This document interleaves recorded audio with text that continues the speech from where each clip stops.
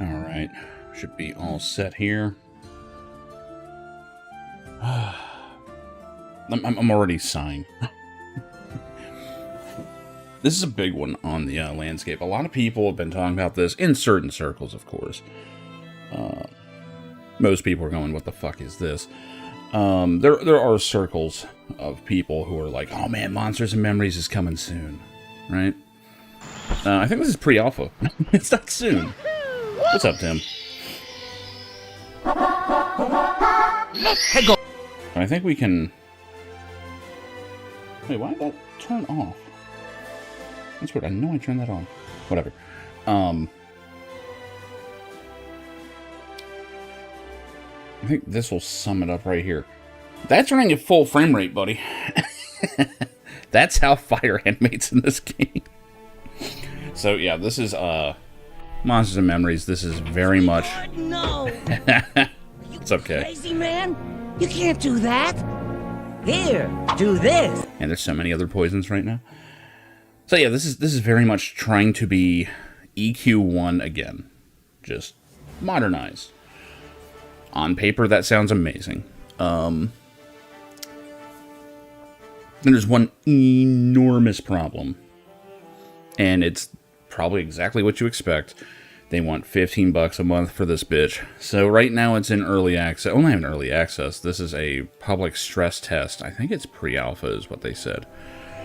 Let's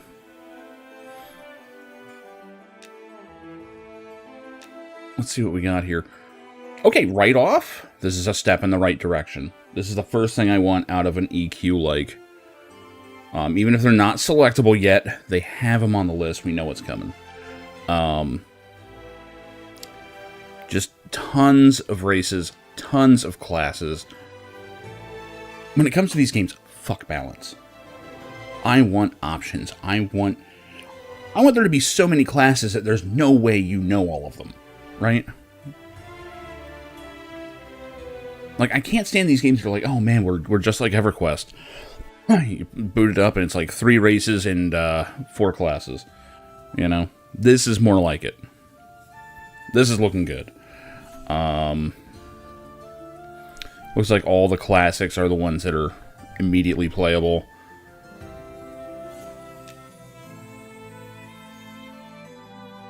Interesting, we can't be high elves, but we can be wood elves. Oh my god, is that what they look like? Someone get this poor guy a sandwich.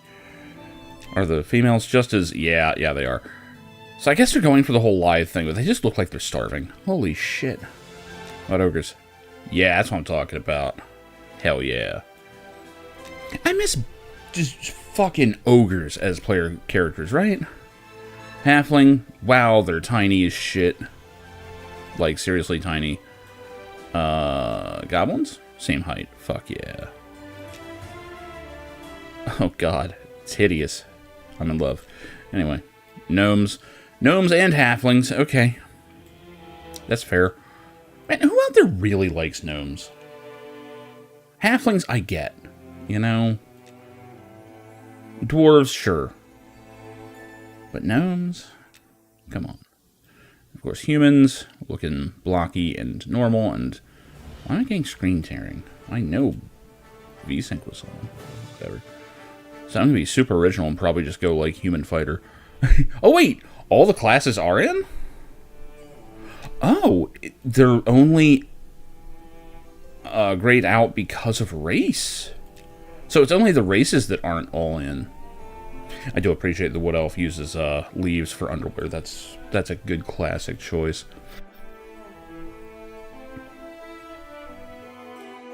So right off, I like the art style. It's obviously simple. It's mimicking EverQuest 1 as long as we actually get real options here. I kind of wish we had sliders and stuff, because let's face it, we can do that in 2025, right? The idea here should be to modernize EQ. That should be the goal, not just emulate it. But it does look like we have preset faces, which is unfortunate. We'll see what we can do. Shadow Knight, huh? I wonder if that's a tank in this.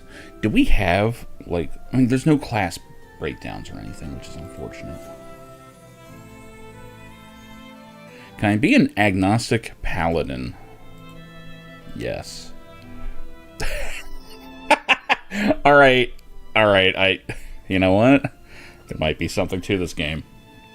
Agnostic is depicted as kitty cat. I can get behind this. Wait, they're all cats. Oh my god. No, they're animals. Okay. Alright. Okay. You know what? If you're gonna have placeholder art, I can guarantee you these are probably the pets of the staff. That's pretty fucking good. The agnostic cat is probably my favorite.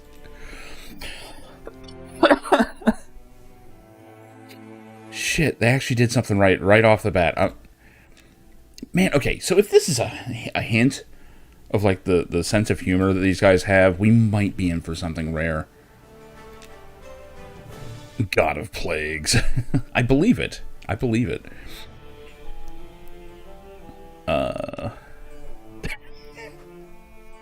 It's pretty good.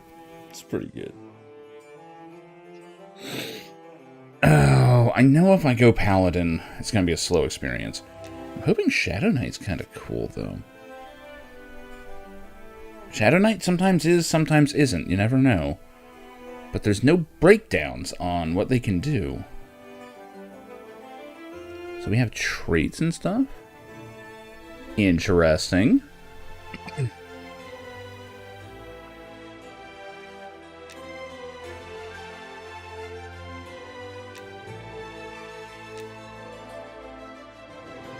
I mean, unfortunately, these seem like they're going to be min-maxed in no time. Like, people are just going to number crunch and go, this is the best trait. This one's useless. You know, all that. Notice every time I make a choice, the spit turns. What's up with that? No, now it's not. Whatever. Make a liar out of me. Fine, I don't care.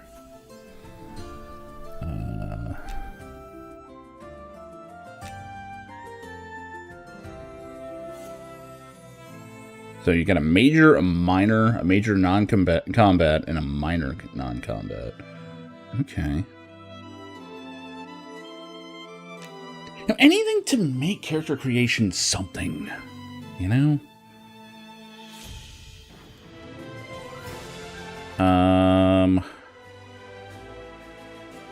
God, I wish I could see, like, their intentions behind each class, you know? Spellblade. You don't say.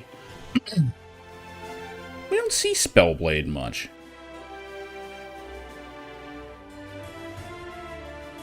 Like, even in ESO, which to me, Spellblade is always just associated with Elder Scrolls. Alright, I gotta look this up now.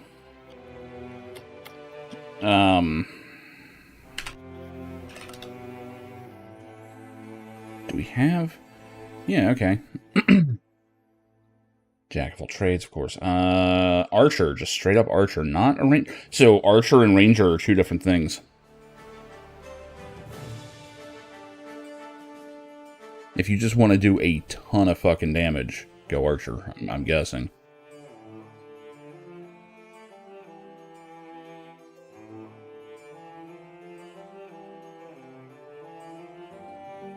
I kind of like that.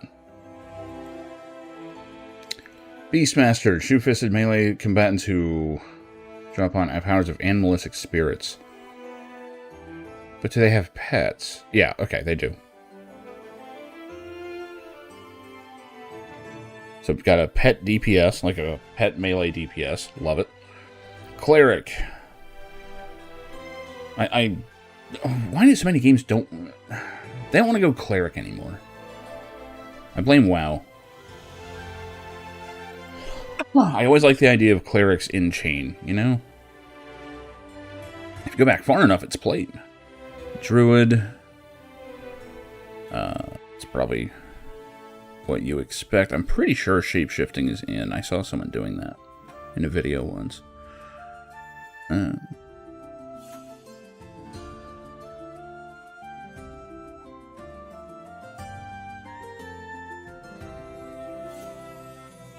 Doesn't say anything about shapeshifting.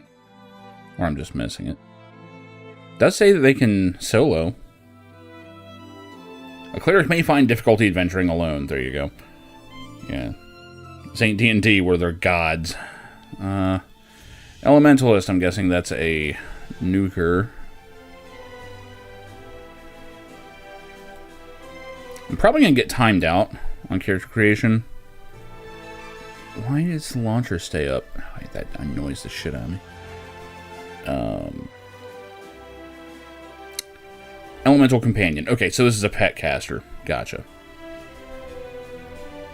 So I'm guessing they are very, very solo friendly. Enchanter. Yes, I love this class from EQ. So, this is the type you just don't see anymore. Just raw crowd control. Crowd control, buffing.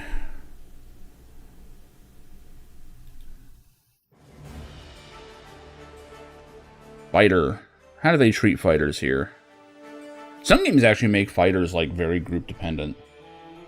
Where it's like, yeah, a paladin can buff himself and a fighter can't, but the fighter can be buffed higher by other people. Yep. Fighters should find themselves most comfortable when in company of others.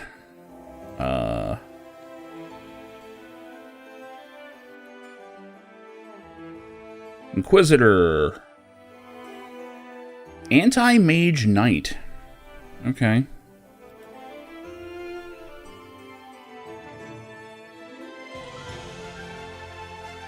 They can wear plate in most weapons. So, offensive cleric is what I would imagine. That's usually what they go for. Monk, we know exactly what a monk is. The big question is, can they tank? If needed, maintain the attention of said enemies. Okay, so they kind of can. They're an off-tank. They choose to face their opponents up close and head-on. I hope they actually get bonuses for being in front of enemies. I always like that in classes. Leather armor, prefer to fight with their fists or wield staves. Yep. Necromancer, you know goddamn well what a necromancer does. Paladin. They may find difficulty when attempting to adventure alone. Okay, so Paladin's actually group-oriented. Okay. Sometimes they're not. I'm guessing they do very, very little damage.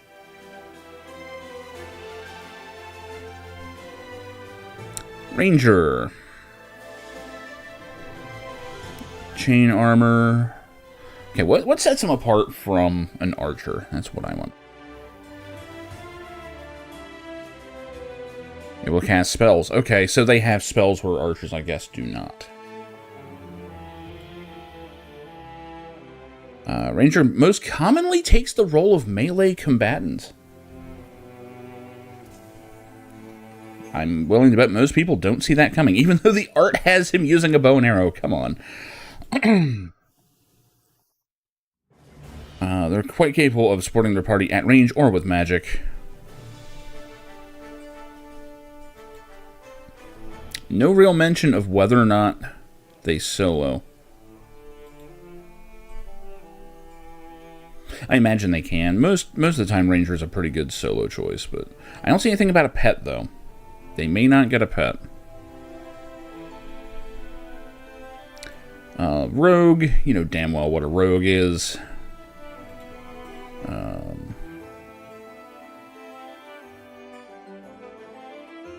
Can they solo? That's the big thing. While adventuring alone, they may find it hard to take down stronger enemies. But through stealth and picking of pockets, it's feasible they can at least afford a beer or two. Well, Shadow Knight, here we go. What do we got here? Necromancy and other corrupt powers of augment their fighting abilities. I always love a good Shadow or Dark Knight. Twinkle and Icing Death, yeah, pretty much. Pretty much. Behind the bow, yeah. Well, I mean, in the old days, Rangers were very much seen as melee users. Second edition and earlier, you know, yeah, sure, they could use a bow. Anyone could. But Rangers also got, like, plate in the old days.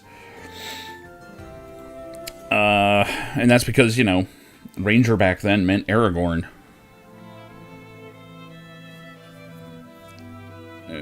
Blah, blah, blah, blah. Magic that originates from the very darkness they strive so relentlessly to combat. Magic primarily takes the form of draining and leeching spells. Fuck yeah. As well as shape shadows to enhance the caster's defenses. Sick. This actually sounds like my style of Shadow Knights. So many games are terrified to give the player, like, leeching powers. While adventuring alone, a Shadow may find some success through clever use of their magic. Oh, God. Plate armor usually prefer to wield two-handed weapons, though capable of wielding all types. So are they offense, then? Are they DPS? No, but in parties it's often a Shadow Knight's duty to attract the ire of their foes away from their allies, though they are quite capable of inflicting harm. Okay, this actually sounds pretty fun. I'm probably going to try a Shadow Knight.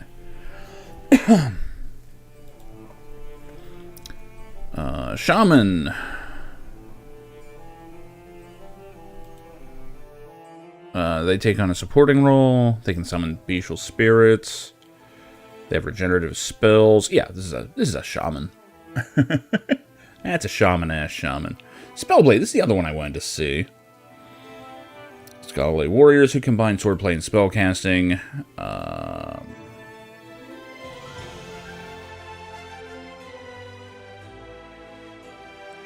Experienced spellblades often choose to wield a weapon in each hand. Interesting. Study magic similar to that of wizards, but it primarily focuses on shielding and enhancement. Okay. By using their weapons as casting implements, spellblades become a beautiful whirlwind of magical and martial destruction. You should find adventuring most comfortable when supported by others.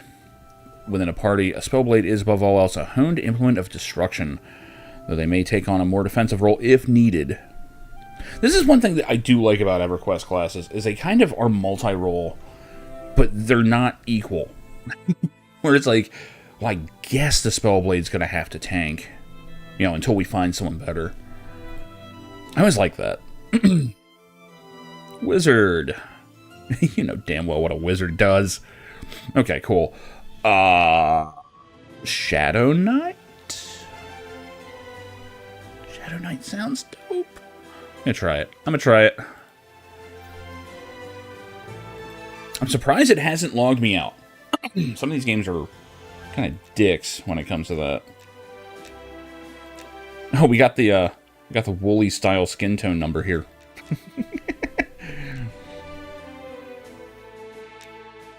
How many options we got? The art style is good. I like the art style. It is very much old. Oh my god. Only 4 hairstyles. Guys, come on. Come on. Don't fuck this up. I mean, I get it. It's pre-alpha, but... Really 4 tones?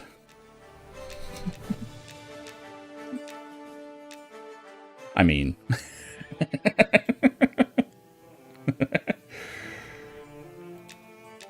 We got 7 hair colors. Oh man, they need to up these.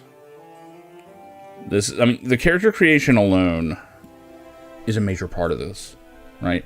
Character creation tells you how much effort they expect players to put in.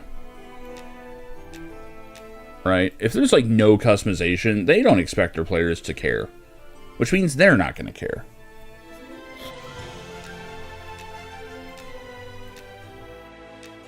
How many faces we got? We got 4 faces! Fuck me, man. We're gonna be running into twins all the time. All the fucking time. No, we're going Shadow Knight.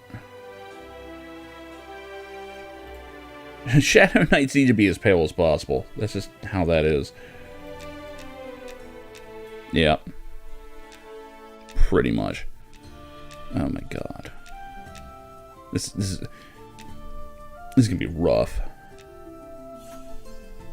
Oh my god, look at this. You have 4 hairs and you got a fucking seam in the middle.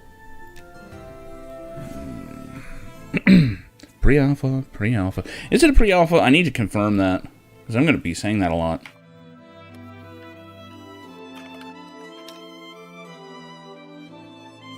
Well, enter early access in Q1 of 2026.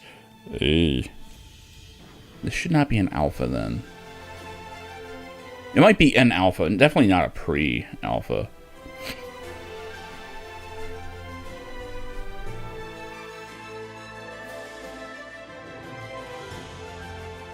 This is what, the July playtest? Okay.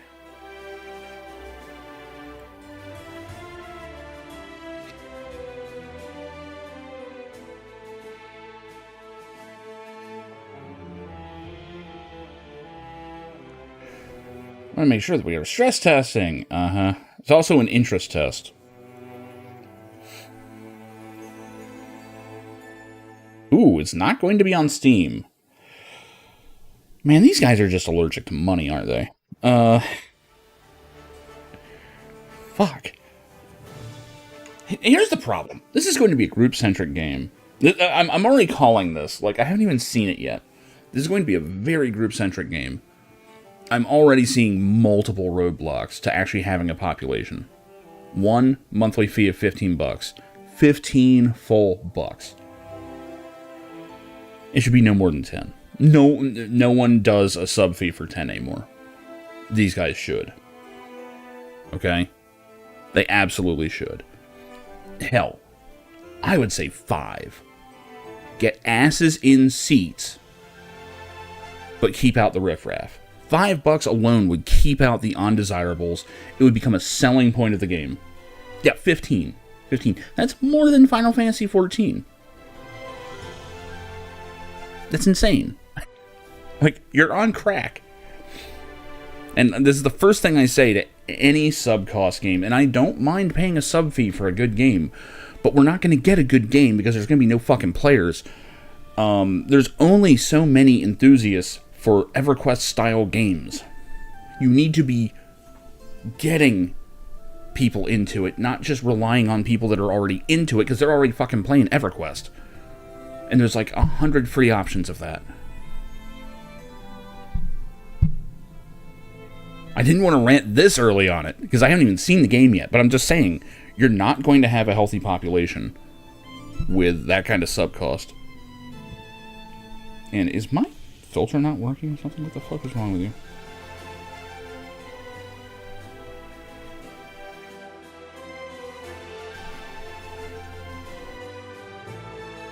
There it goes.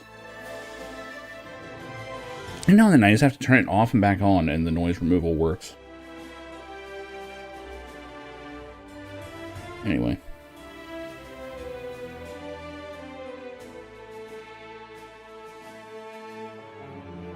But yeah, this is the main problem this game's going to suffer from. And now I'm reading it's not even on Steam. So it's going to be undiscoverable.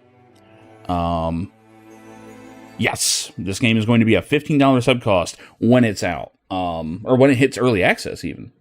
This is a stress test. And here's the thing. I would pay $15 a month for a healthy game of this type.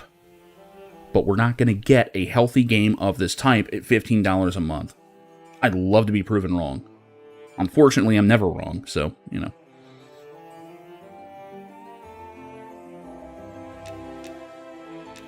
A nice little scar there. Let me hurry up and get in here so I can be let down. Red eyes, sure.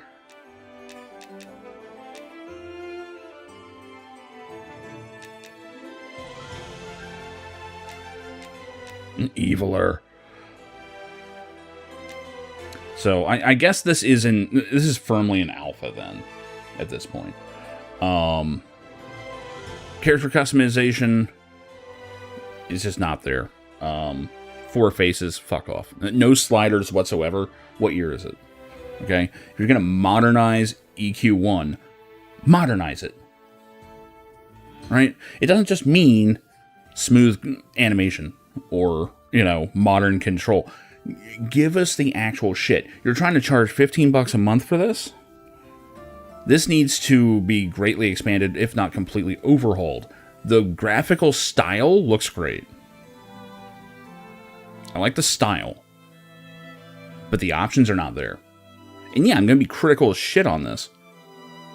Because when World of Warcraft came out and let everybody in, you could tell from the second you touched that game, it was going to be gold.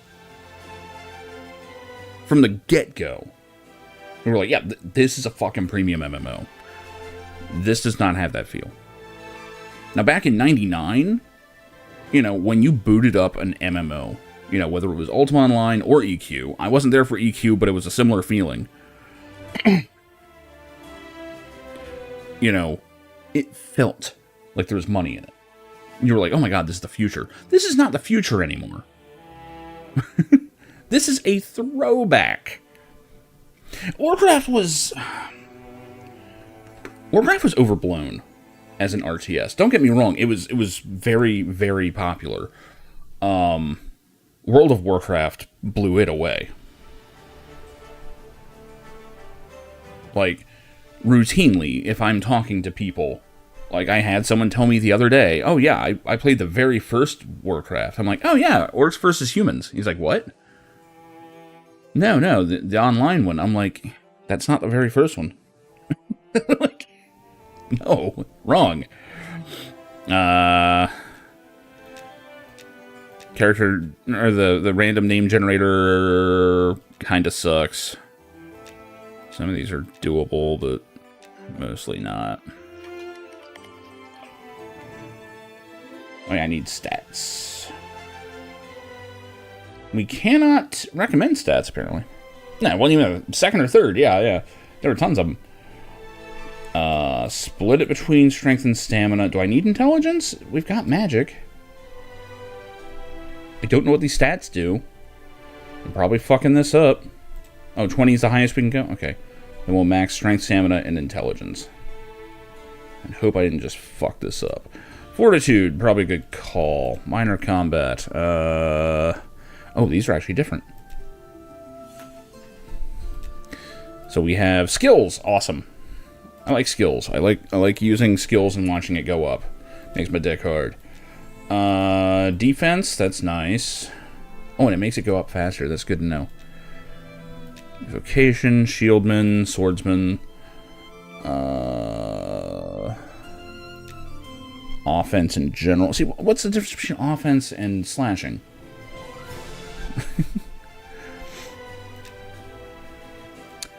Well, we should be hitting hard. So, evocation. Direct damage and apply stuns to enemies. Might want to take that. I don't know. Well, no, we aren't really evoking, probably. We're mostly doing leeching. I don't know what that is. Alteration? Heal and enhance allies? That might be mine. Fuck it. I know I'm going to use a sword, so slashing. See, I played well. It was an event. It was a cultural touchstone. Sure. It stole all the MMO players and has yet to give them back.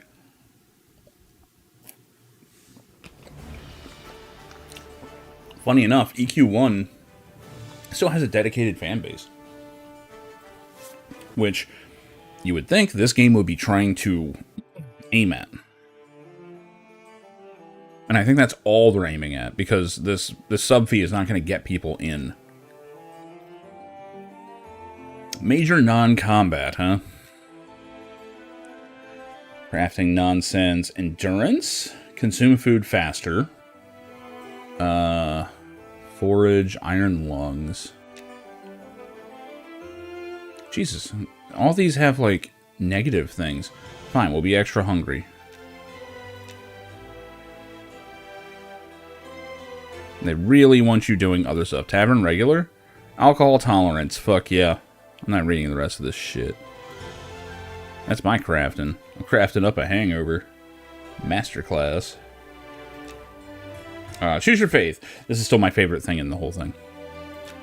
This is obviously placeholder art, but every one of them is just like a dog or cat. Amazing. God of Death? Yeah, sure. Why not? So, Night Harbor or Felindrel. I don't think we're going to be in anything with Fae in the start of the name, so Night Harbor sounds good. You cannot start here. Oh, then why shout? Okay.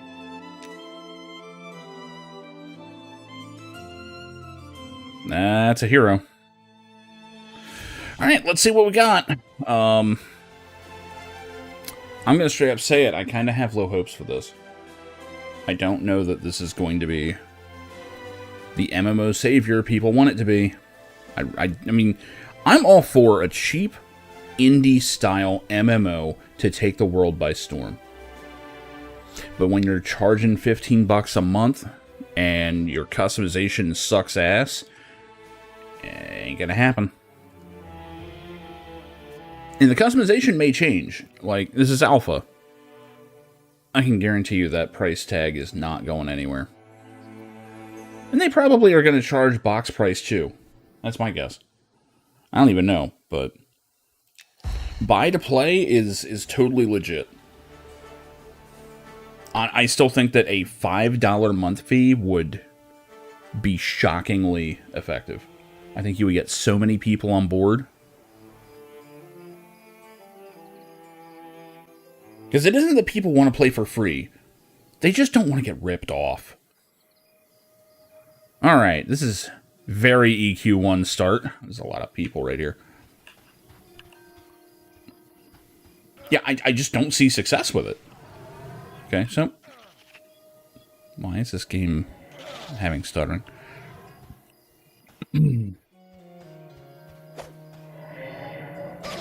Okay, so what do we got?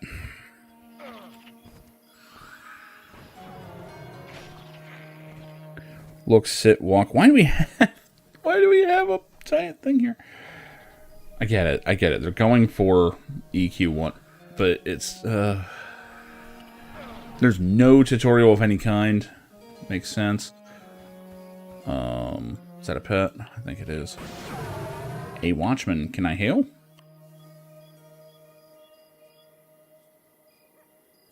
Why is this? Why is it being drawn on top of the... Oh my god.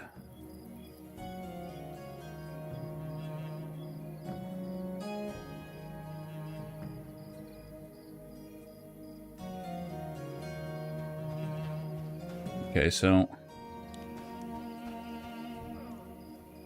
Why is that stuck? I don't know if you can see this. Yeah, you can. The watchman saying, "Hail, how may I assist you?" is just being drawn on top of the regular chat, and it's not going away.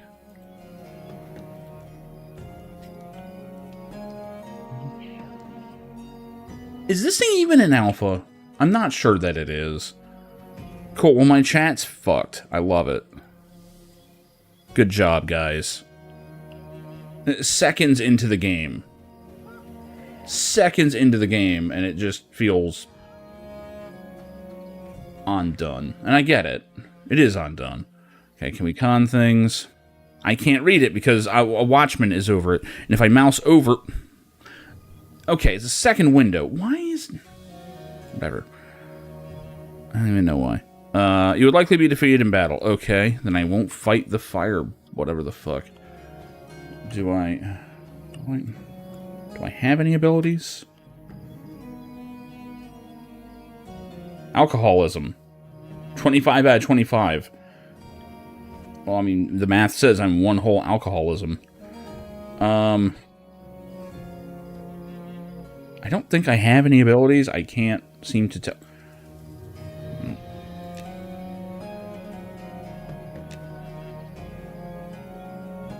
How can I look at my character? Okay, it's all under the inventory screen. And we're using the old shit here. Okay, so we've got ability scrolls just in our shit here. So I guess I'm just going to use... Oh, I'm just going to use the...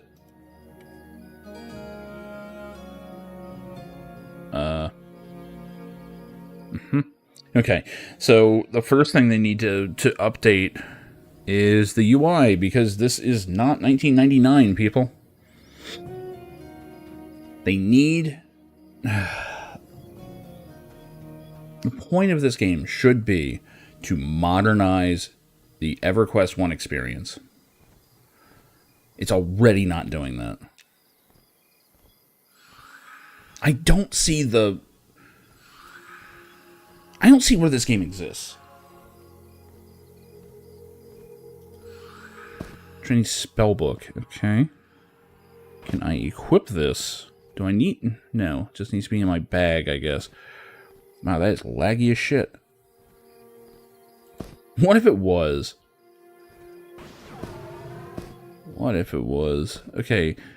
How do I learn this shit? Come on, man. Is it under B for book? It might be. Place torch, make... Okay. Innates. Have fortitude. Wonderful. Spellbook. Okay, so it's under belt 3. Sure. Can I... There we go.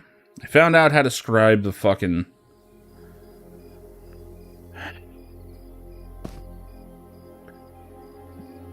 You cannot scribe this ability... What? Into this book. Why not?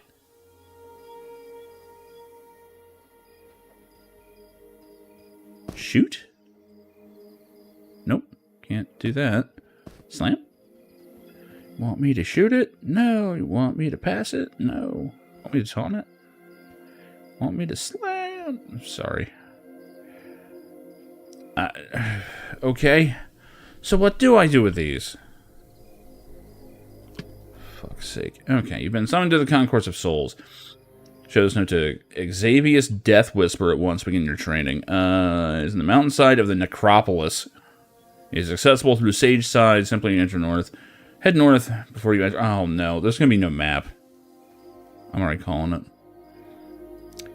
If you're feeling daring, take the shortcut through the old cemetery. I speak with a guard if you get lost. Can I?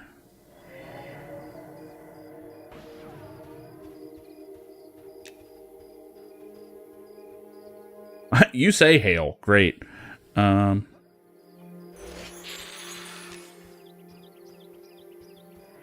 Journal. A watchman says, hail, how may I assist you?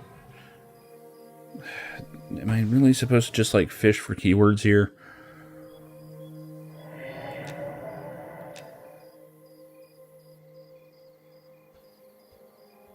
So why am I low on endurance? I have 100, I have 125. Why is that low? Fuck.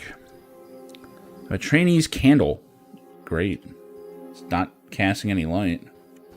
I have to, like, turn it on, maybe? Whatever. Well, I want to fight something. It's indifferent in my presence, but that'll be quite risky. That sounds great.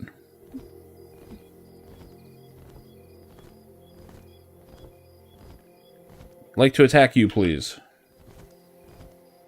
Q? There we... Okay, yeah. Wow, it... Would you like to... Okay, I guess not. I suppose not. My mistake. You seem to be in the ground. Are these things social? I guess we're going to find out. They shouldn't be. You cannot see your target. I'm fairly sure that I can, game. Okay, technically, already a mess. Already a mess. Fire beetles are too much for me. Desert bat, here we go. Why is he already hurt? Need a target to consider. I have a target! Right here. Okay, I guess that bat doesn't actually exist. This one does. Holy shit, I'm attacking something.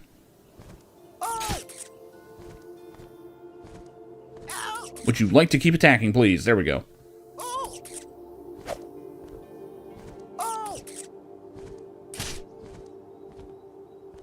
It's running. So, doesn't feel very modernized. At this point, I'm now going, what does this game do that EverQuest doesn't? The run animation isn't terrible.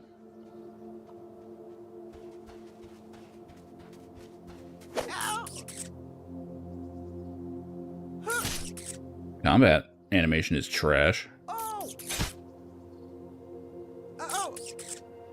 Would you like to actually hit it? There we go. I should probably... What the fuck? Don't do that! I forgot. Opening your spell book is the same thing as meditating in this. Just like an EQ1. Oh my god. Just please actually hit it. And keep in mind, I took slashing skill. Like, this is supposed to be something my character is specialized in.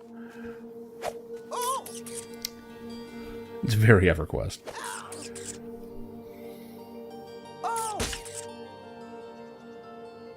This thing's gonna, like, peck me to death while I'm just missing. There we go. Large rat collapsed to the ground with a meaty plop. Oh, there we go. I'll take this shit. Didn't realize that my loot was here. Oh. Okay, I'm gonna have to... Do I even have a backpack? My inventory is full.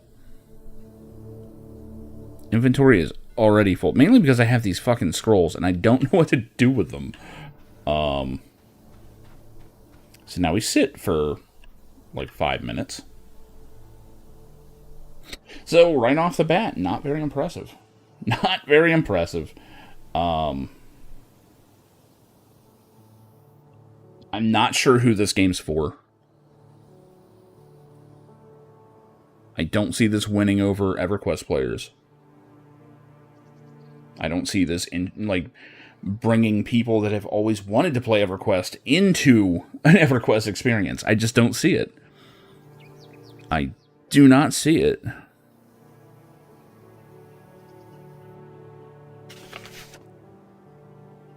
Can I put this on my hotbar? Nope. Nope, can't drag shit. There we go. We have to, like... Nope. Okay, so we are using the memorization just like in EverQuest 1. Which I actually like. I always like that system. So you actually have to memorize it like you're a wizard in D&D. So it looks like we get 10 abilities here. I suppose I can put the scroll on here. Nope. No ability memorized in Gem Chew. Gems, okay. Can I read the fucking scroll? What do I do with these stupid things? I only have a trainee spell book, which apparently it does not go into. Oh, I have to put it in under skills specifically, probably. Nope. No, you can't scribe abilities into your skill book. How about innate? Taunt goes under innate. Sure it does. Well, I mean, yeah, of course. Jeez, I mean, come on. Are we stupid here?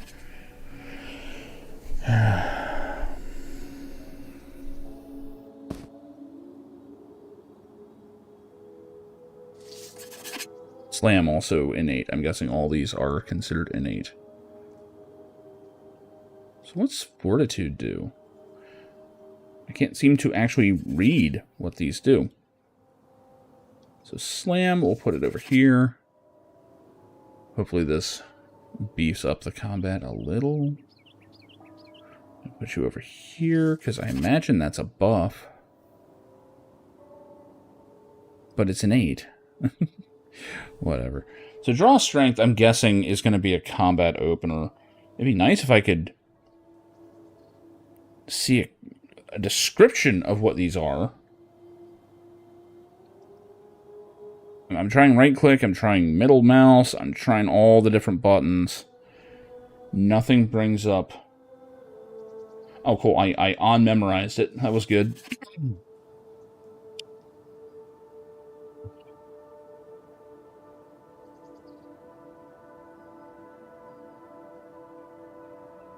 Okay.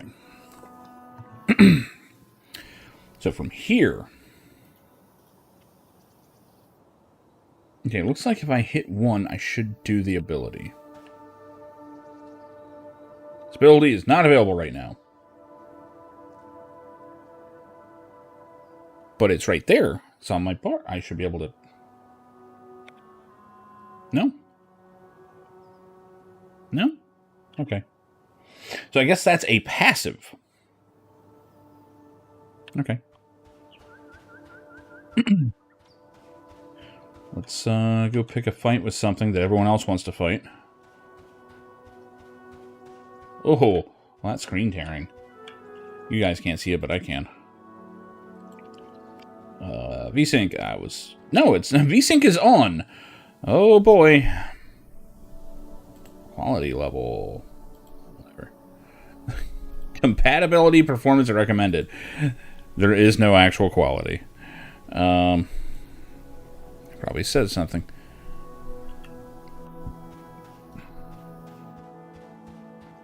Oh my god, that screen tearing is awful. And I guarantee you I'm pulling 60 FPS no problem. Okay, draw strength. Spell fizzles. Excellent. Yep, hey, there we go. Alright, when I slam him, is that going to fizzle? It missed. Why am I going this way? Why am I looking that way? I didn't tell you to do that. Okay, that went better. Wait, why do I still have shoot? Do these stack? Okay, thank God, because I have no inventory. That is my inventory, by the way. You pretty much need bags in EverQuest, and I'm sure this is doing the same thing. Okay. I guess I just forgot to put this in. There we go. So, I don't have a ranged weapon. I'm sure that shoot is not going to function, but... Yeah, it's obviously meant to be a bow and arrow. So, draw strength. It's a thing. I assume it's doing something. Yeah, but 22 strength, 21 stamina. Yeah, so it gave me some stats. Intelligence is 20. I'm guessing that's my casting stat. Usually is for a Shadow Knight type. Spiderling. You would likely be defeated in battle. Right. You are likely to be eaten by a guru. So I'm seeing a lot of people out here. The problem is I know that they're only here because it's a free look at it. 3. No equipped weapon, as expected. We'll use draw strength, I guess, to just... I don't know. I guess it's a pull? We do not have a... Okay, so it goes gray when it's on cooldown. Got it. Taunt him. Okay. I just want to get some uses in there, I guess. Combat's not very exciting. Combat is not very exciting. Oh, that's a different type of tooth. Yeah, they won't stack. Are you crazy? I'm sure I have, like, no money. Yep, no money.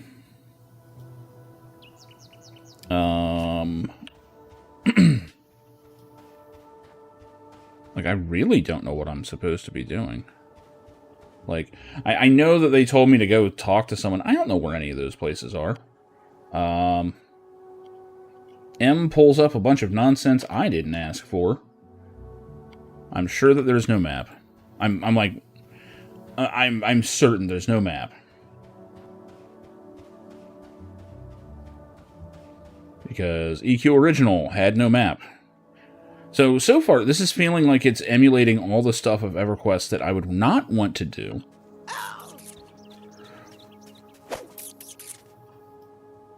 I intended to play this for a few hours. I don't think I'm gonna. I'm straight up not having a good time.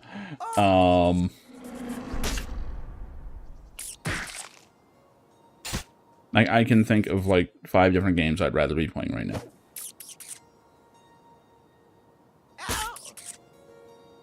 And I know, I haven't even tried the group combat, which is the meat and potatoes of this game.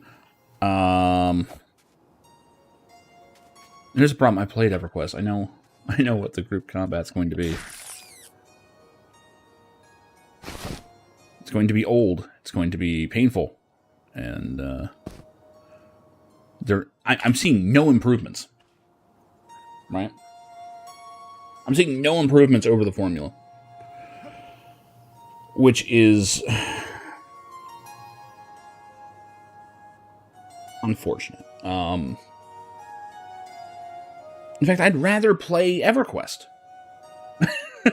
Like EQ1, I would rather play that than this. Because at least with EverQuest, I know there's a whole gigantic game, right? It's been going for almost 30 years.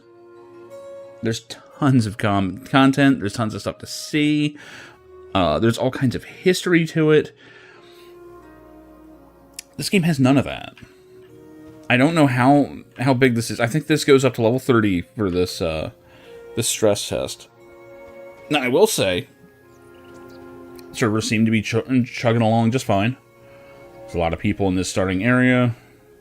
I had a little bit of a frame jitter, and it seems okay now. Farming trainer, excellent. I'd rather not.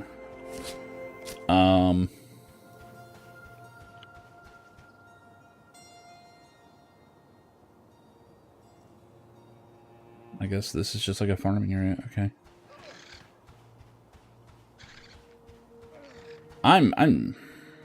Man. The best part of this game is the left side of the character creation screen with all the races and classes. That's it. That's it.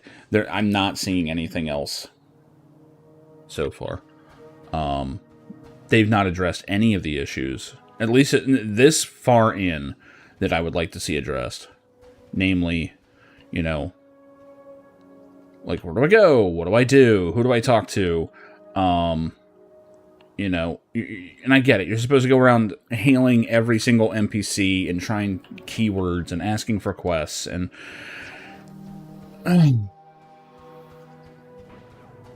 to be honest, Rel Impor, that's a UO reference. And at this point, I just kind of want to run around the city and see what they've got. Floating crystals. Yep, never seen that before. That's definitely unique. Desert Kingdom that looks vaguely Arabic. Yep. Some good stuff. So this is just a fountain, apparently. Oh, it's not a crystal, it's a big drop of water. I'm guessing a wizard did it.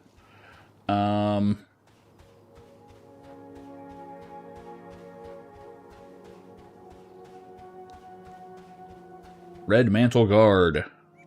Am I allowed in here? I guess so.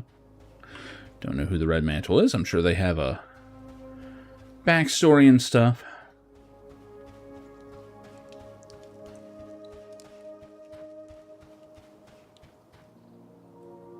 I mean, I guess the bones are here for a good game. I would need to know what they intend to replace.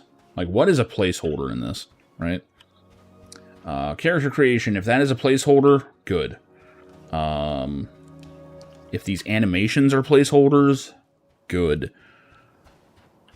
We've come a long way since 1999. We do not need for the game to feel like it was made in 99, right? I want to see high-quality animations and models and stuff like that in the style of 99, like the sensibilities of the time, right?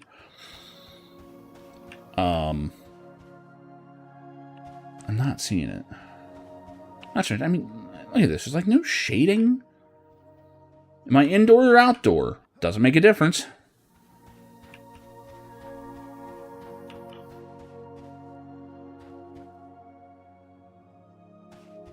And there's just nothing going on in these buildings. These are...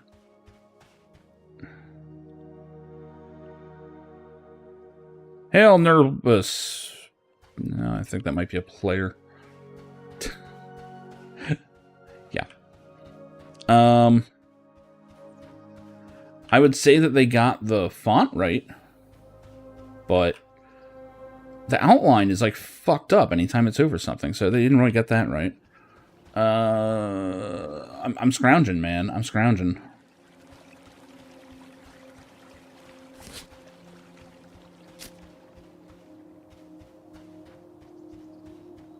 This just feels like an inferior EverQuest.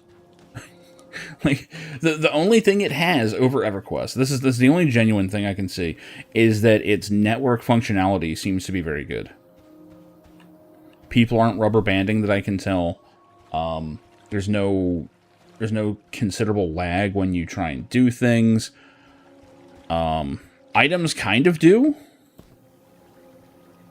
Like, if you can hear when I click that, like, there's a sound effect. Like, there is a delay. Especially if the game's not expecting you to do it. Like, they're just putting that back down. Which tells me that, the server is getting pinged every time someone moves an object in your inventory. So your inventory is not just client-side. Every single movement here is making a call to the server. It's going to feel slow and clunky. Well, most games, they do it when you place an item, at most. Here, the act of picking something up and having it in your hand is an action. That's a very old school way of doing this. So yeah, yet another EQ would be that just ain't, from what I'm seeing. And I would love to be, a supporter of some kind of this game, but I can't rubber stamp this when there's a $15 sub fee attached to it. There's just no way. There's no way. Maybe it needs polish. I don't know.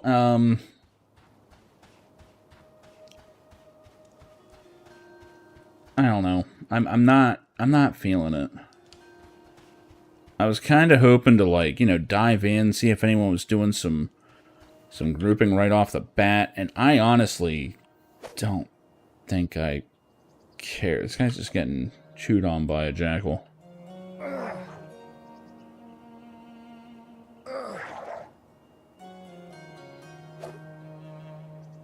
Huh. Yeah, I'm not feeling it, man.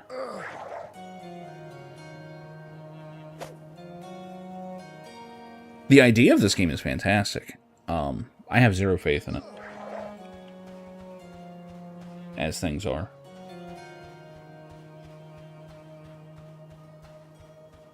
Maybe I'll be proven wrong. I hope I am. I'd love for this game to suddenly just become like some culturally revolutionary thing, and pull a fucking like a Helldivers or something where everybody's fucking playing it, I don't see that happening. The old players of EverQuest are not going to leave EverQuest. Because it's not better than EverQuest. players who think that EverQuest is too old are not going to have the patience for what this game's trying to do. I'm willing to bet that most people that jump into this that haven't played EverQuest are not going to be able to figure out how to use their abilities. Because this game sure as shit doesn't tell you how. Even I had trouble with it. And I've played the older games. I don't know, maybe I'll be proven wrong and there are actually, like, you know, armies of aging MMO players that are I'm going to come out and support the shit out of this. But I mean, there's so many options. It is going for the pure experience, I'll give it that. The whole thing of like logging in just outside of town in a field full of level 1 enemies to attack, and, you know, they got that right. That part feels good. Yeah, that guy's gonna attack it. Where is he? No, he's not. God damn it. Either do it or don't, dude. This brings back memories of people, like, being afraid to attack something like, oh, that person's too close to it. I don't want them to think that I'm, like, stealing their kills.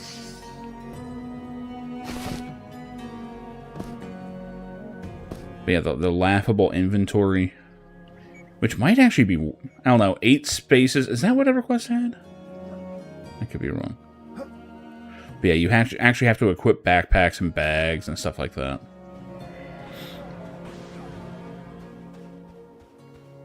Even Ultima Online wasn't that bad. Ultima Online at least gave you a global backpack that you were expected to have other bags in. So also the Final Fantasy survey from a few months ago revealed the average age of an FF fan is 42. I'm 43. So, you know, there you go. There you go.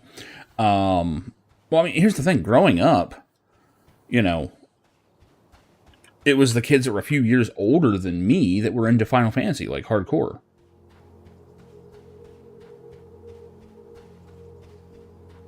I mean, I was, you know, less than 10 when 1 came out, and I was still out there playing it. So I was one of the younger ones playing it. That makes sense. And the golden age, of course, is the end of the 90s. But oh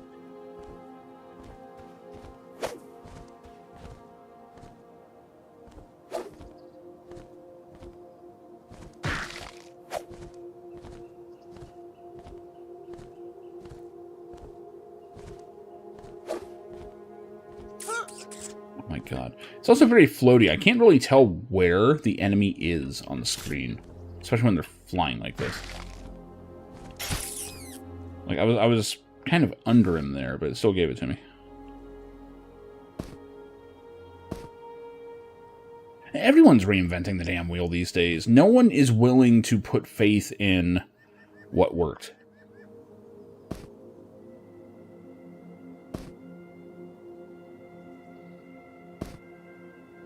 What is this? Rat tooth. No. Oh, it's a rat tooth. Well, stack. Yes, drop it on the ground. I don't care. Oh, God. Put some little loot bag. Yeah.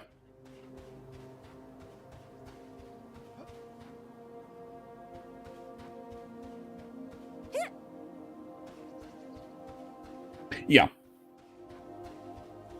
I mean, the worst part is I can't tell if you're talking about MMOs or Final Fantasy, because they're both kind of the same argument.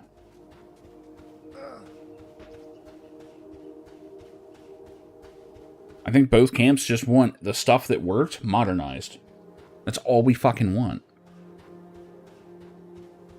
I mean, honestly, look at Final Fantasy XIV 1.0. All people wanted was Final Fantasy 11 modern. That's it. That's all they had to do.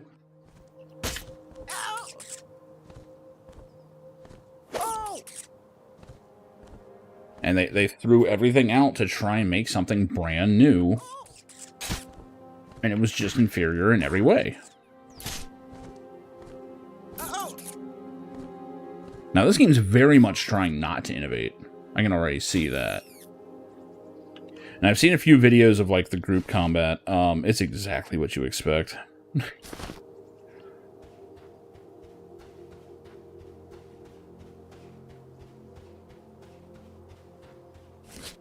Now, should I at least try to follow this?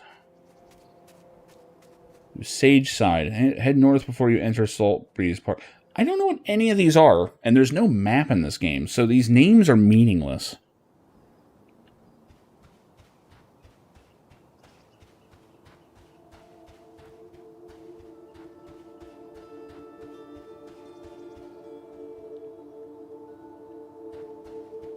Wait, I have serious questions about how much better this game is actually going to be when it quote-unquote releases.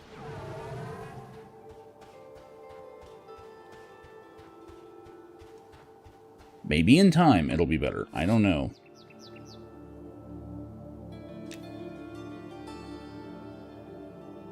What's a social ledger?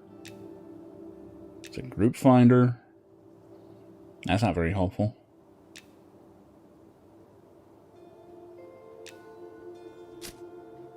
Yeah. Okay, well, there's an Acropolis. Okay, let's try and find this thing that they're talking about. I'm desperately trying to find where my interest is in this game.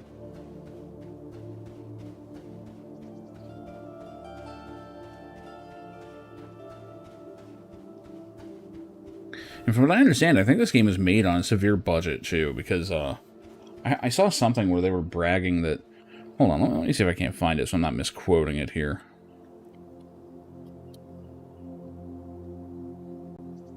Development cost. As of 2025, we spent just under $105,000 on the development.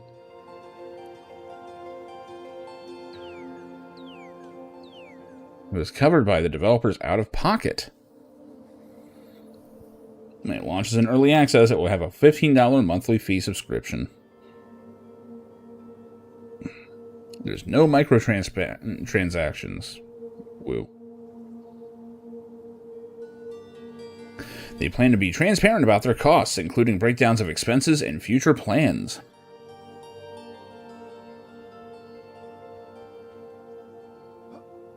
Now, last year it was only $70,000, so, you know.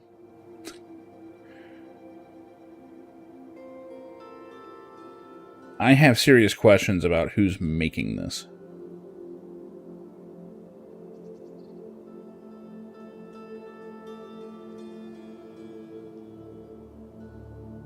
Because that means that in 1 year they only spent $30,000.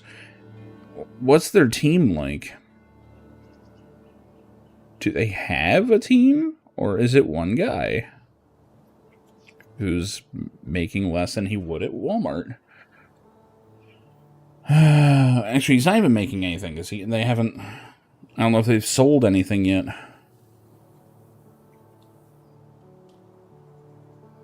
Blah, blah, blah, blah, blah, blah.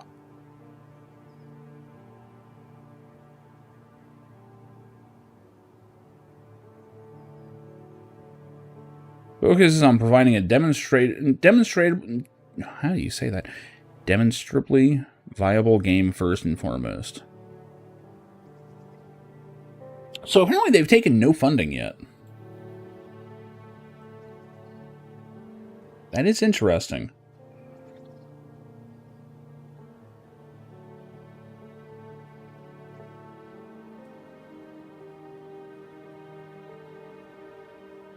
Early access, a Head Start launch. No, we will not be selling Head Start services.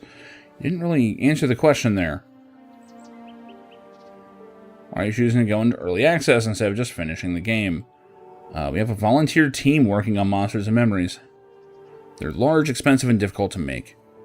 Well, apparently not. By supporting us through early access, the hope is that we can scale our art and environment production capability. Okay. So I'm starting to see what they're trying to do here.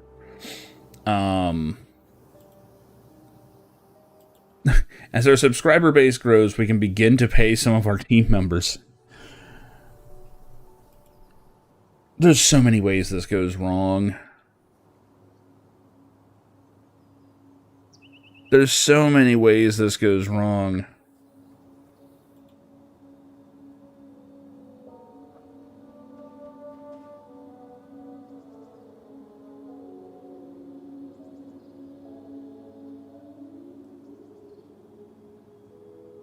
Anything make you delay early access? We might push the early access launch day if we felt that the content, gameplay, performance, stability, or our ability to maintain the service weren't ready to go live.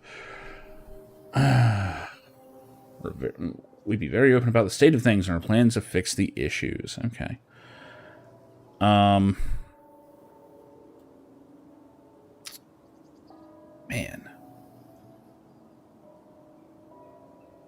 What if I don't want to play until the game is further along? Won't I be far behind? I'm not dumping a bunch of money into a game that I think is going to just fold overnight. I'm kind of there.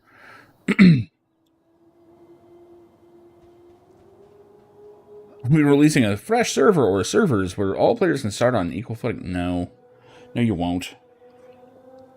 You're going to have, like, one server, and it's going to be, like, 10% capacity at all times. What needs to be completed for full release? We want all racial cities to be online. That's a lot of races. So we have a roadmap. Let's see what they have here.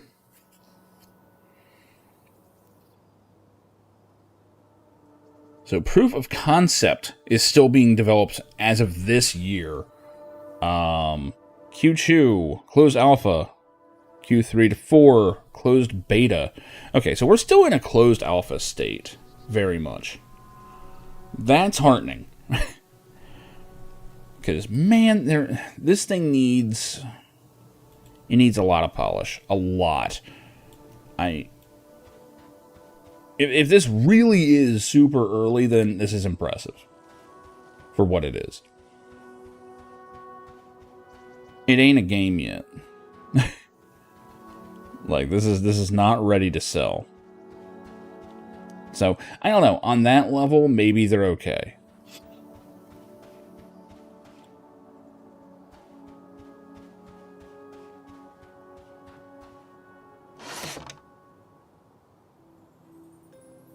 These are things I have for sale. No bags. Okay. We can train our survival skill. Whoa, nice lag.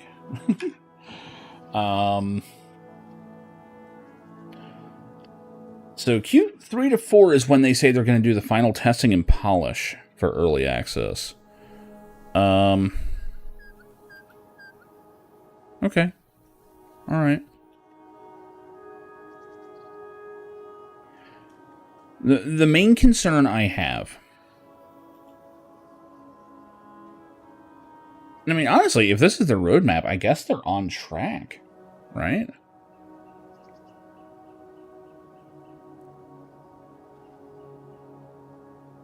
But,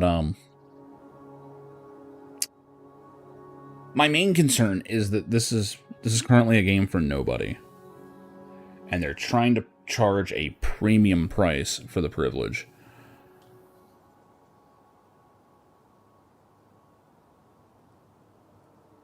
I really think if they try to charge $15 a month, they're gonna have a bad time. And that's to say nothing of a box price. I hope there isn't even one. If you're trying to charge at the door every time we go in, you know, that should cover you. Now, I will say, if all they've spent is $100,000 on this, in terms of funding, the game functions. Like, they've made a functional game. It's not a desirable game yet. I mean, like, watching people run around, network-wise, it looks like it's pretty strong. That's fairly impressive in itself. If we're looking at it as an alpha, not anything gameplay-wise, then yeah, sure. Proof of concept, it's there. Character creation needs to be completely overhauled.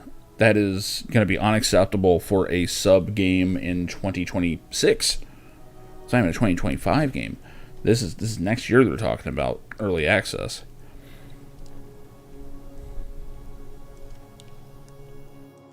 As long as they're still changing those things, I think they've got a chance, but like I already went in kind of going, man, with $15 a month, you better blow me away. And no, definitely not. Not yet.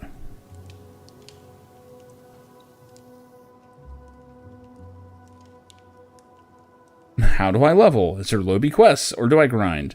And everyone's just going grind. Yeah. Meanwhile, I'm not even halfway to level 2. I just didn't even bother doing that.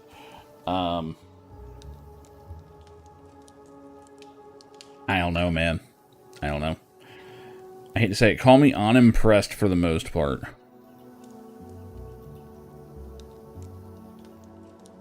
In order for me to actually be seriously interested in this game, monthly fee needs to go down. I'm not opposed to the fact that there's a fee, but it needs to be lower. This is not World of Warcraft. This is not Final Fantasy XIV.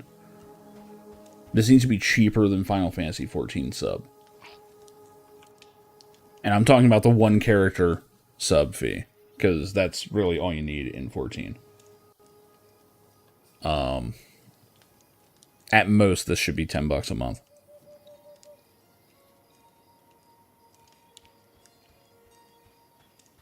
And I think if you actually want to go for it, $5 a month. It would be super aggressive.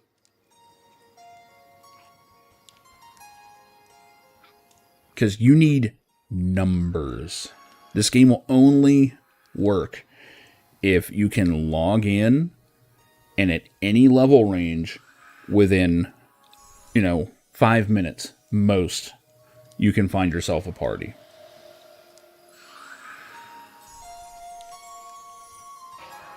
That's not going to happen at $15 an hour. Or $15 an hour. $15 a month. It's not going to happen. They're not going to have the player base to support that.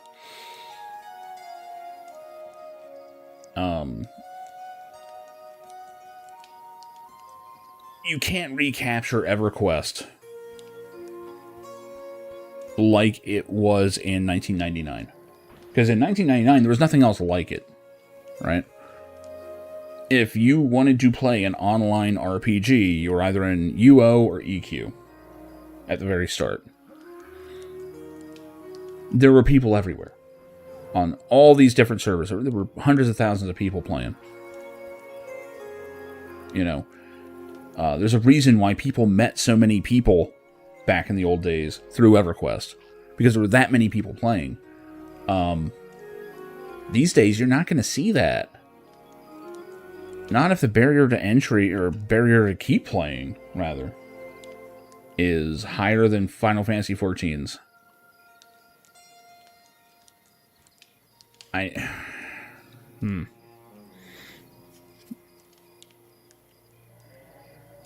Personally, what I think they should do, I don't know. I almost want to say, for early access, have a lowered fee of $5 a month. Just to test it out. And see if you can attract a large number of people that way. Because if you can get twice as many people to sign up, by charging half as much, your game is now better. Like, population number is a gigantic feature of a game. One of the reasons why people play World of Warcraft still is because so many people play World of Warcraft. Same for Final Fantasy XIV.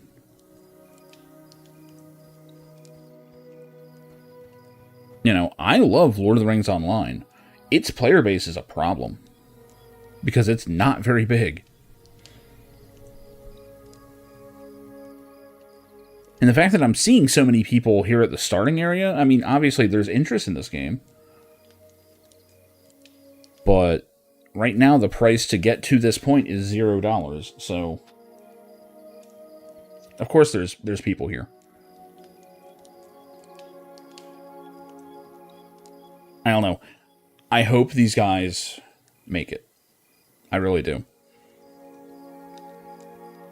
I don't have any faith in it.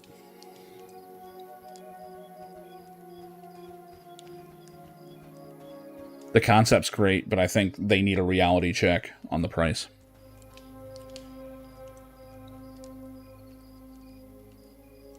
I mean, you can't make a game that is intentionally hearkening back almost 30 years in the past without the benefits of that game that's still running and expect to charge the same amount as the most modern ones. It's just not going to happen. This is like trying to make... let's see, what's a good example here? This is like making a Doom clone. Okay? A boomer shooter. That is... not as good as the original Doom. Maybe it looks a little better. Maybe it plays a little smoother. But it's just not as good. There isn't as much to it. It's got, you know, less levels and all. And you're trying to charge $80 for it. No one would buy that. No one would buy it.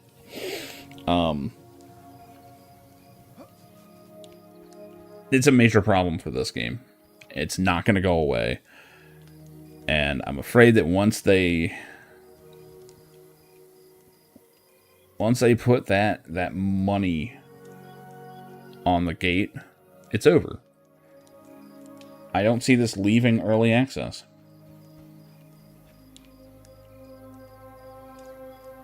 I'm sure that they have taken out loans and stuff to get them this far. And they're just hoping that there's enough nostalgia that everyone's going to throw money at them and keep throwing money at them for an inferior product.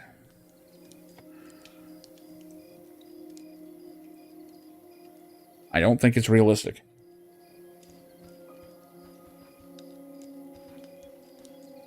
So, I'm out of here. I'm out of here. I can't.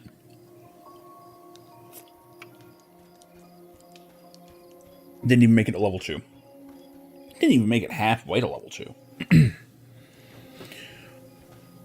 It's not hard. It's just...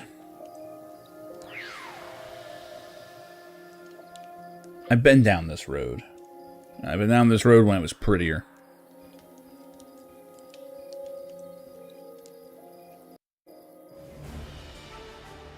So, best of luck to this game.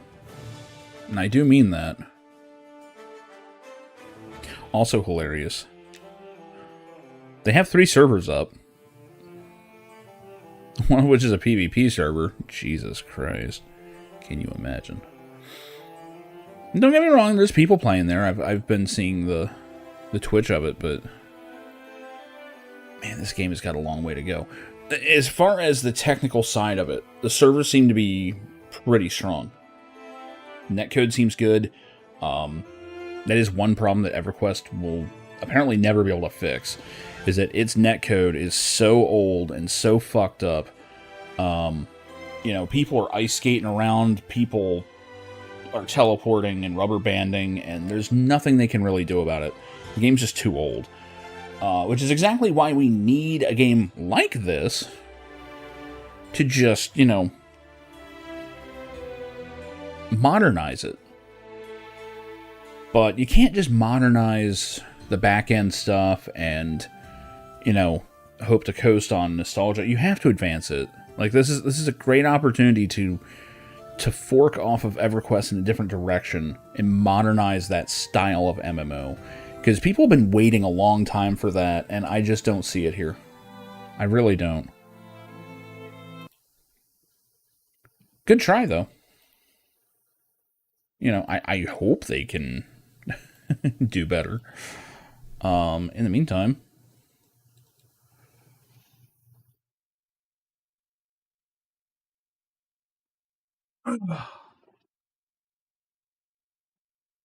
like, almost as if I am,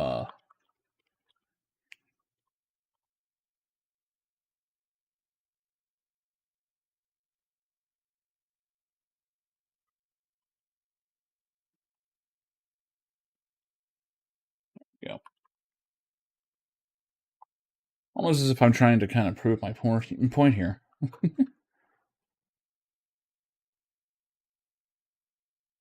Why is there a colon in this stupid thing's name? It always makes it a pain to look it up. Here we go.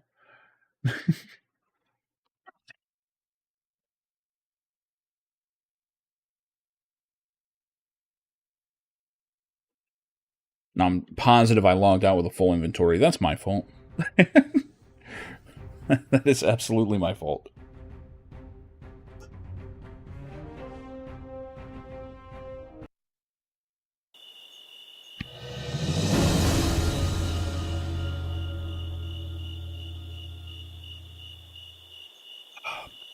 I forgot I was hanging out with someone when I logged out.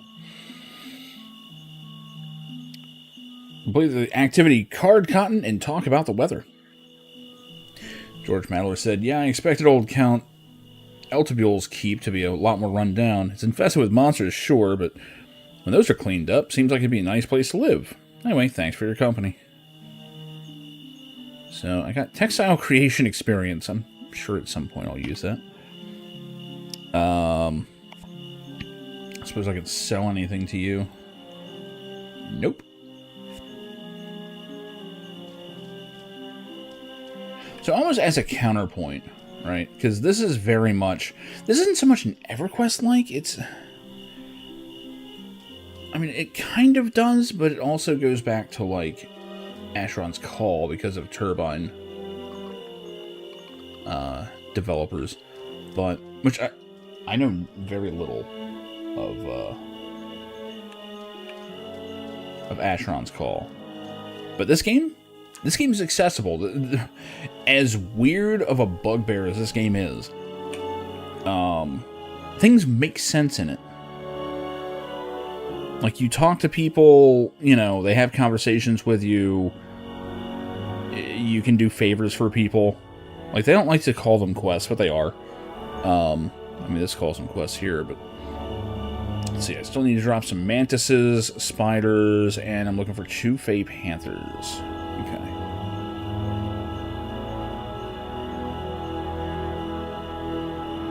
Also, I'm learning how to break down items.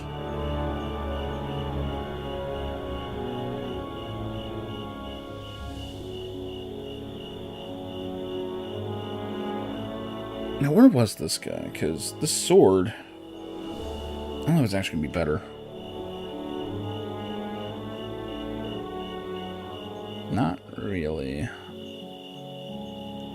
He's level 30, though.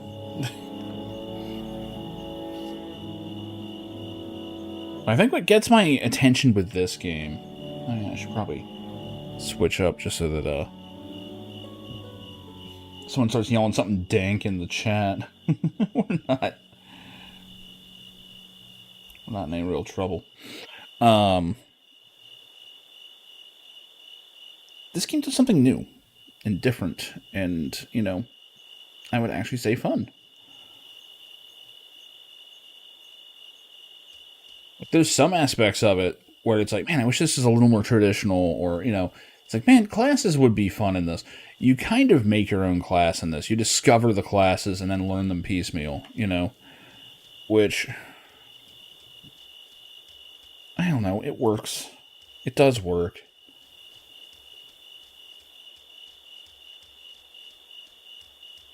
Like, I'm not even sure it's really possible to be a pure caster in this. Because, like, in order just to discover magic, you have to do some stuff. Let's see if I can't find any of these guys I'm looking for.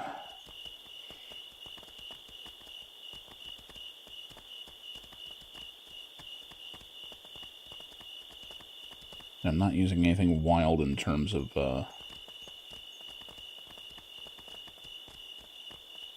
food, but... I just want to get the taste of the other game out of my mouth. Like, don't get me wrong, this is not, like, cutting edge, you know, savior of MMOs, but this I can see who it's intended for. Like, I would actually argue this is one of the more immersive styles of MMO I've ever seen. Because you do just kind of wander into it and explore.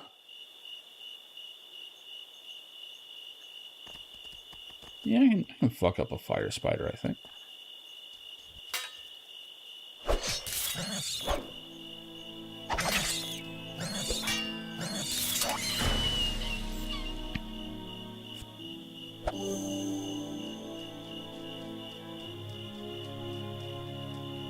Yeah, I've got a quest for them. Okay.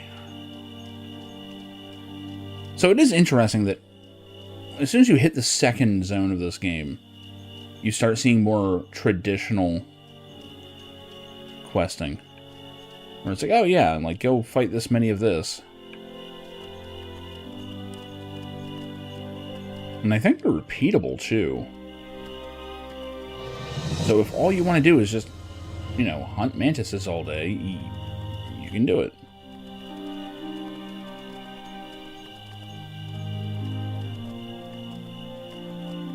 And because you progress so slowly in this, you know, like, it's almost like the game is flat out telling you, yeah, you don't need to be doing this. Like,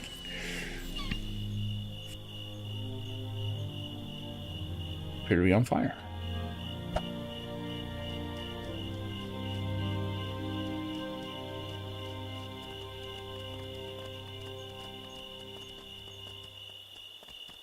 Apparently these snails have a quest.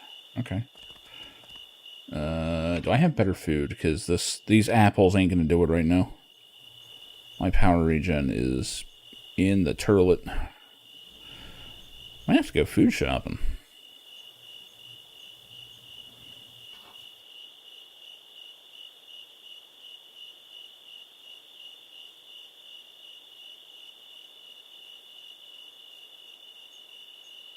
Grape fish steak, huh? Yeah, that'll work.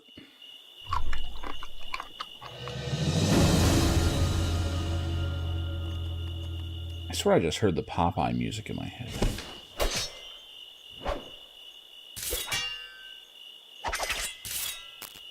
Wow, this thing has, like, no rage.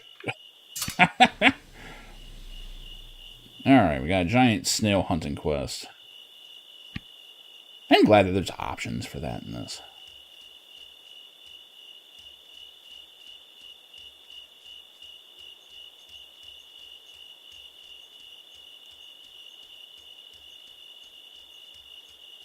A Gnasher. You seem pretty strong. Like, there's an event going on right now that's giving us all extra health, which is the only reason I'm even considering fighting him, but I'm not sure that's a good idea.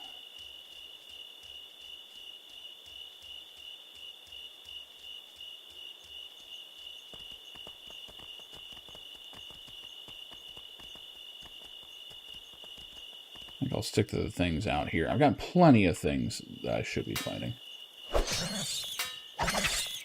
That other one's definitely getting involved. Or not. If I go over there, that thing is 100% going to fight me. Tur-Orak. Yeah, that's a named worm? Question mark? Yeah, I'm not fucking with you. See, I like a game that makes you afraid to fight certain things just by looking at it. Like, I don't think that's a good idea. But the fun thing is you kind of get an idea of where your power level is. Because as you fight things, like the snail is level 25.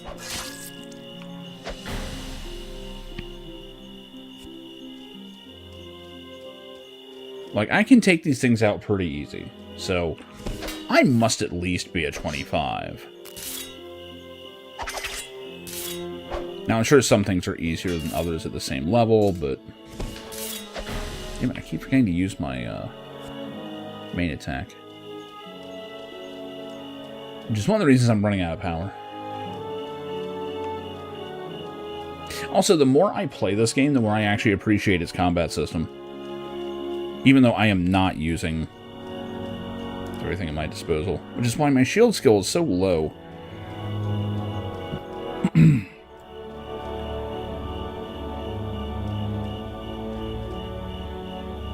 he doesn't actually want to fight him, so I will. Where's my run? Fuck it, I don't need it.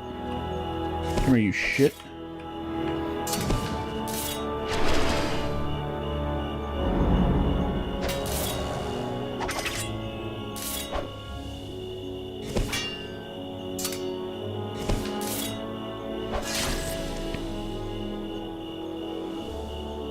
Nail sinews.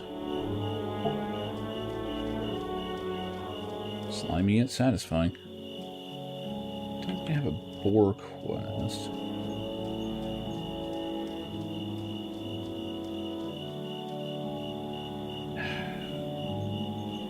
They tried to say earlier that the Fey Panthers are to the north. I don't believe them, because I think I've run into them in the south more than anything.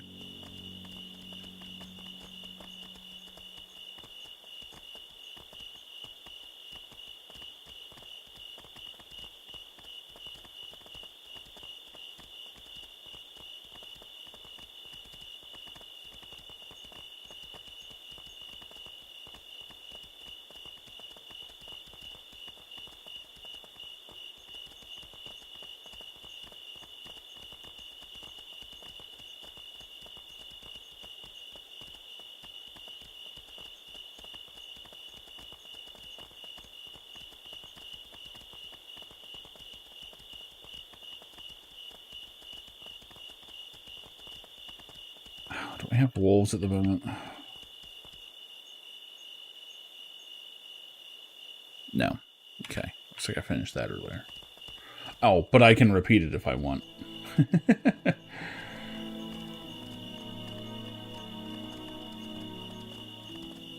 Where's my main quest?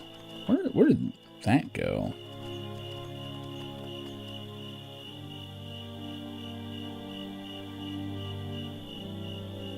Oritania in Edivule has information about Dalvos' whereabouts. But I've got to do errands. Okay, what were the errands I'm running?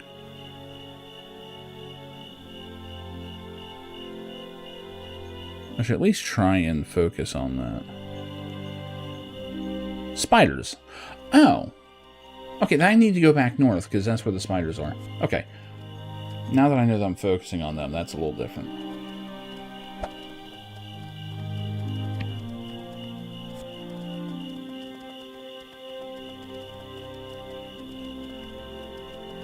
I don't want to get stuck in the loop of just doing the repeatables over and over again. Like, grind is fine, but, you know.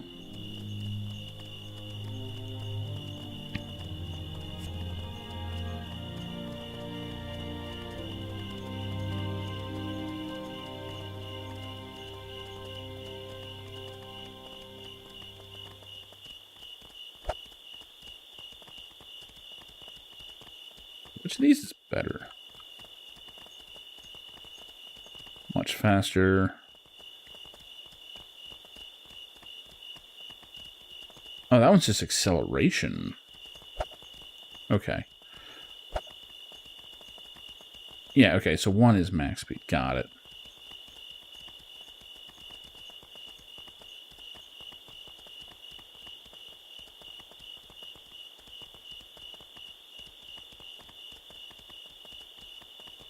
Where are all the spiders at? There you are. Trying to actually remember to do... Oh, crap. Never mind. There, go that way.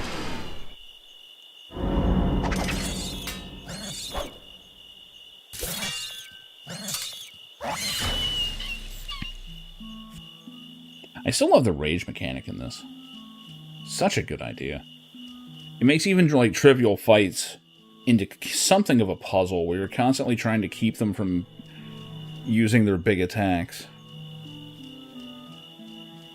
It's hard to untrain yourself, though, because you just want to do, like, big damage.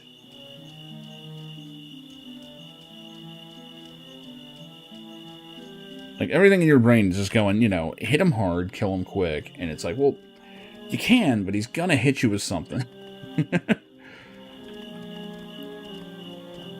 Like, the proper way to do it is not necessarily to kill quick. Although, I've got decent food buff, so kind of don't have to worry too much about it.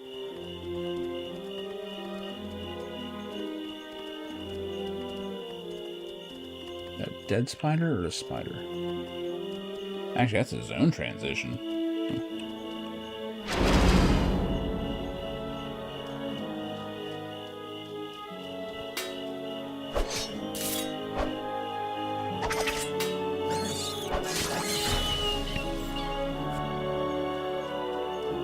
Strange gateway.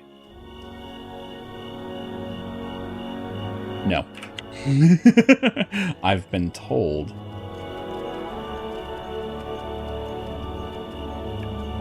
Mysterious portals will take you to bad places in this. Sometimes to the extent that, and I'm not sure how true this is, but I've seen people basically asking for help getting out of those areas. It requires some doing.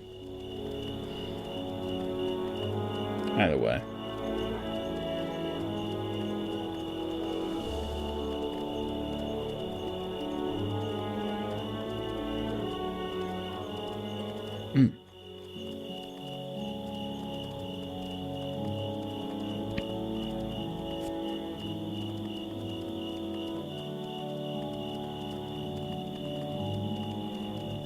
Who the fuck is Gretchen Salas?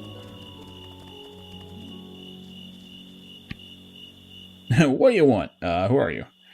I was a cook for the Eltabule family. Now I live outside the keep, growing fucking potatoes and waiting to die. See, I love this game. I love the dialogue in this game. Sounds grim. You don't know the half of it. Oh. Yeah, what do you want?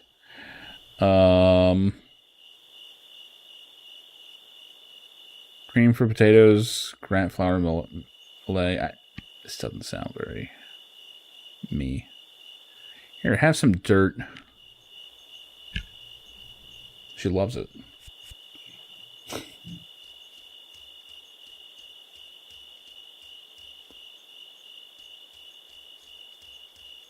Yeah, these NPCs are actually interesting in this game.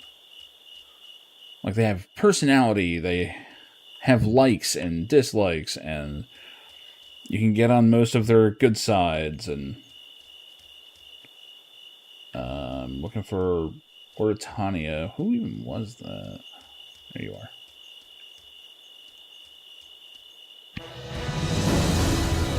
Very good as a reward, I will teach you some techniques of pathology.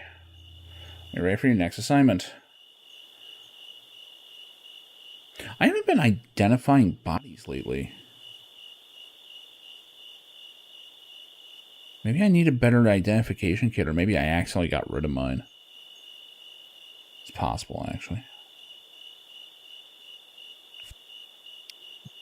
You ready for the next assignment? I need you to go kill 30 goblins. That's a lot of goblins. It is. Is that going to be a problem? Why do you want them killed? Why does it matter? You're a killer. Goblins are sentient, though. You must know a goblin killed my soulmate last spring. I've been looking for someone powerful like you to go and get me revenge. Make it worth your while, so I assure you.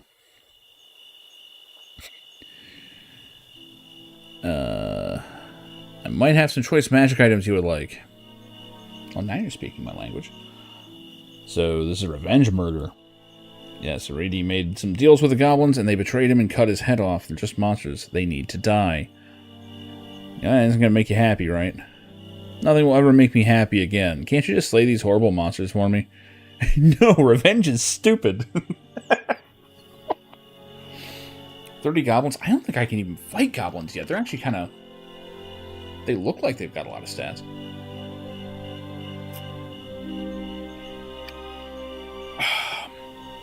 I wonder if you can talk her out of this. Probably not. Yeah, fuck it. Revenge coming right up. Good, they're in the dungeon beneath this keep. Any goblins will do.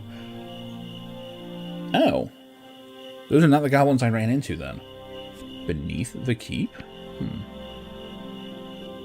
You're going to tell me about Dalvos yet, are you?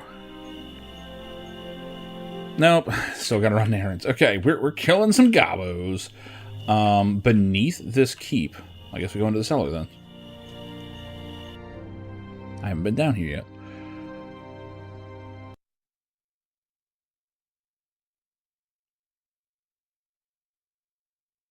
You would think you can just kill goblins en masse.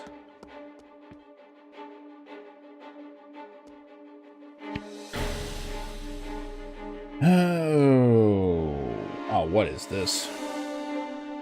You're prepared an adventure for... Oh, greetings, James II, young Duke-to-be. At your father's request, we have prepared an adventure for your 15th birthday. With a prize worthy of your station. This adventure takes place on the top floor of your cellar. You need not descend stairs to complete it, but keep your blade handy and pack for battle. Danger awaits. Pierce the veil to find the helm. Use both levers to unlock the gloves. Go beyond the dead end to find the boots. Take a jog to find the pants. Return to this pedestal to claim the key. Find the secret passage in this room. Defeat the guardian to find the suit and the blade. Okay. Is this a full-on dungeon, or can I do this solo? There's a skull lock. There's a lever. On lever alone. Nearby gate opens. Why do I have a feeling I'm going to get locked in here? How bad are you guys? 304. Oh, this is going to be close.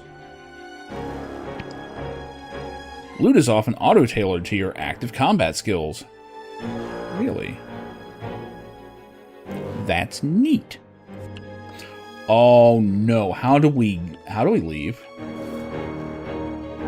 You get locked in when you go in there. Oh shit. That's kind of what I was afraid of. Skull lock, you don't have a key that fits, of course. Okay, well, fuck it. What's the worst that happens? I die? Something tells me this should be for a group of people. Alright, let's go. Can't fucking see.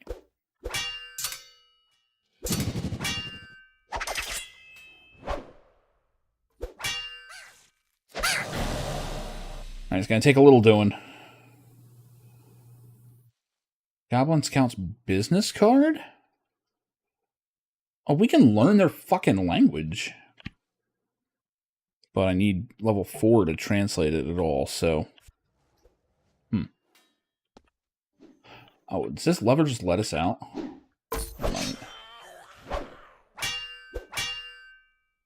Okay, so I'm learning that I can take on things that have much more health than me. So I'm just under 300. This guy's got just over 400.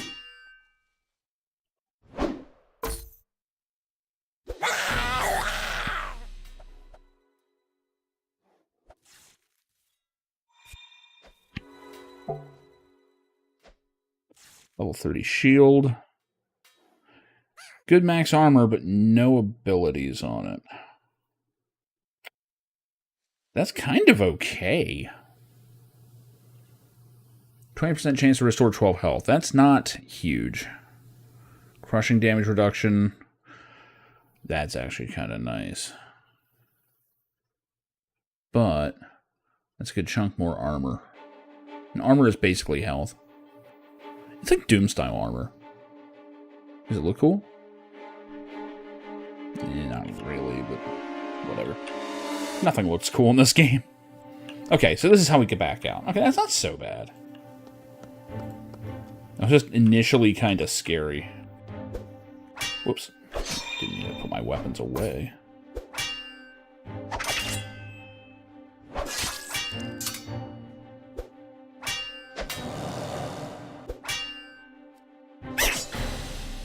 Alright, I can see where 30 goblins is pretty doable. Goblin chain shirt. Good armor, but rather uncomfortable if you have chest hair. Lots of pinching. It's got more armor. Slashing damage reduction. What the hell is that? Oh, someone else is in here.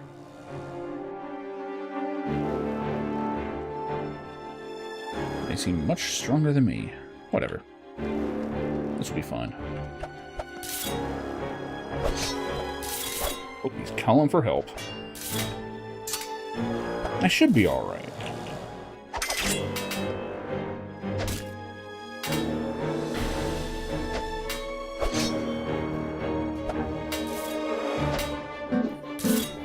Like, this game does give you a lot of ways to heal and recover.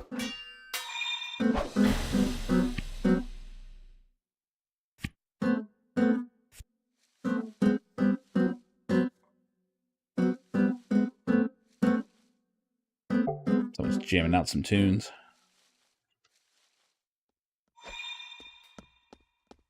I wonder if there's a boss down the central thing here. Whatever, we're exploring. They're thawing Thunder in Paradise. What?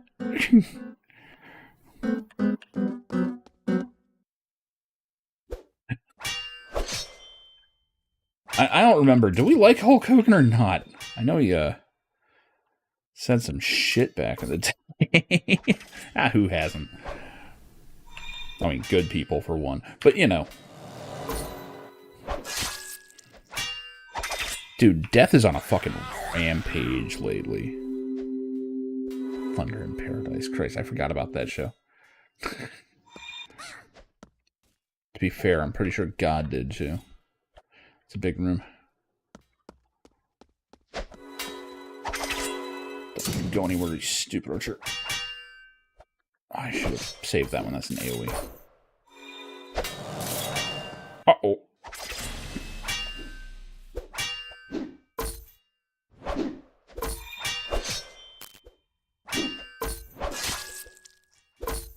Okay, we're good. We're good. We got this. I use my heal. Hell yeah.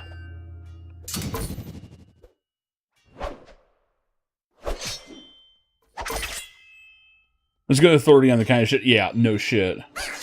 Oh shit, his own son outed him the one time. Oh fuck, my inventory's almost full again. Those are good gloves.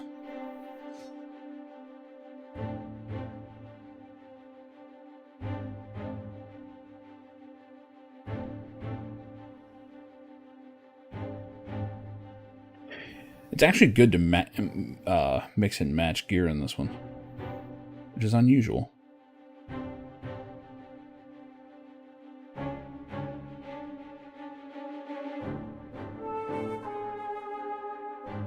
There we go. I am now level 1 in Goblinese. Card says Rograk, winner of Tribal Spear Throwing Competition 3 years in a row. Oh my god. This is going to be hilarious, isn't it? We're 400 plus days a year because he goes back and forth across time zones. Try it out for bass for Metallica. Jesus.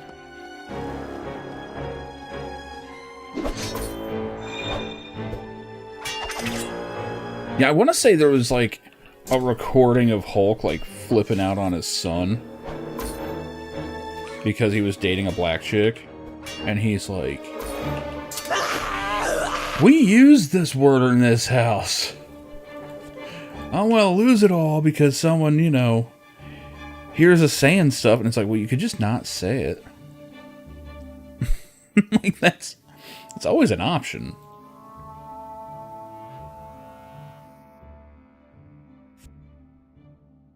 Lars later claims he never heard the story. Not surprised. Not surprised.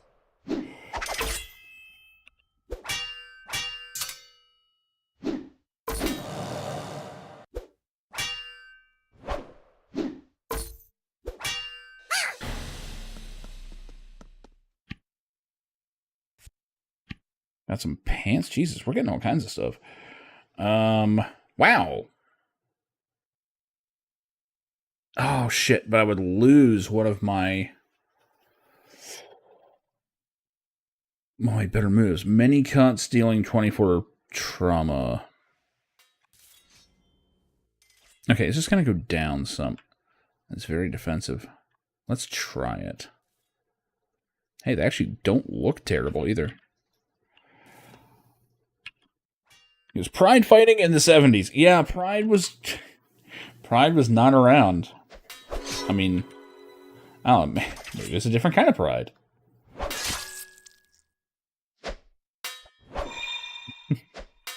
Maybe it's like fighting at parades. I don't know.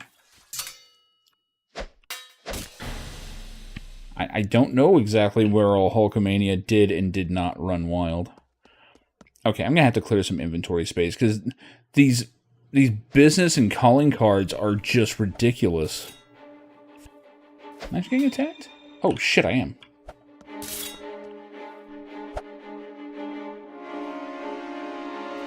Didn't realize he was there.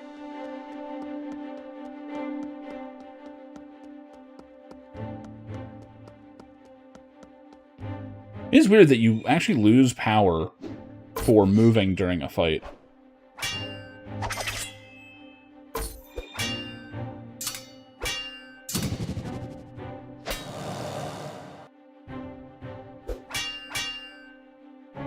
He was a real American who fights for every man. I mean, there's some qualifiers. No room in my inventory. Can we drop anything here?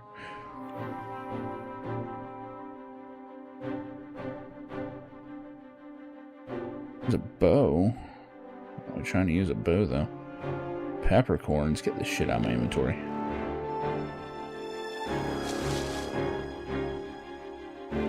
Take that. Oh, hi, Goblin Guard. It's spawning right next to me. See, this is at least more interesting than the other game. Even if I am just kind of fighting in some halls here.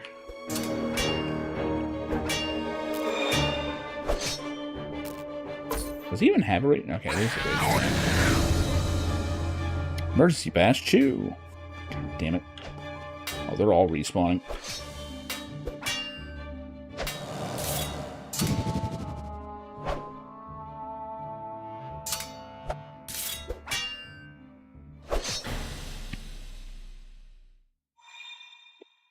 God, every one of these is like a different stack. Oh, I can actually use that. Red aster seeds. I ain't gardening.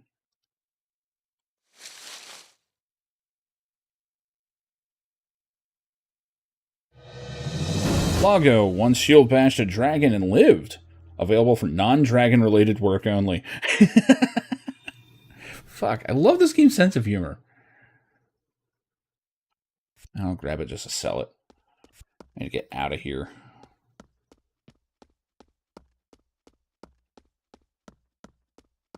This is a cool little dungeon, though. Obviously tuned for solo. But shit can get real.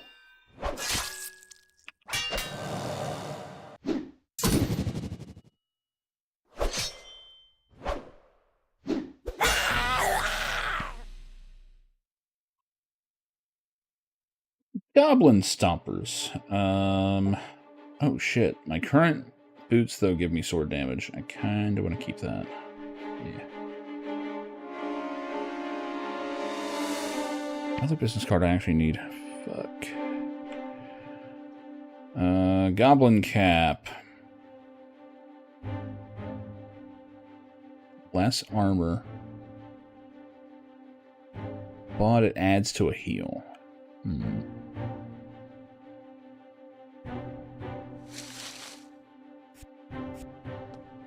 Make these decisions once I'm topside again.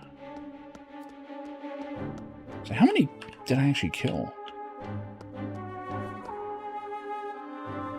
16. Okay, I'm over halfway there already.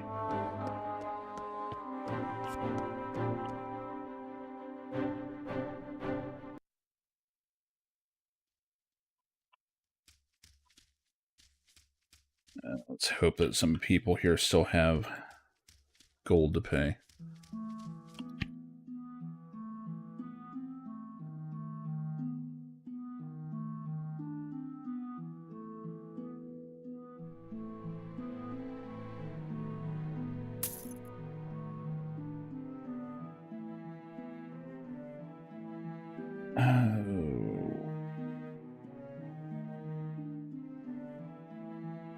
Damn, he's got like 7,000 some. Glad he did his quest. It seems like a lot of this game is winning over NPCs that are just useful.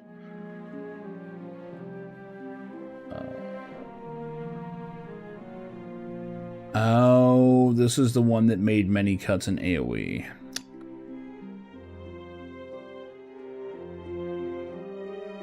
Hang on to it.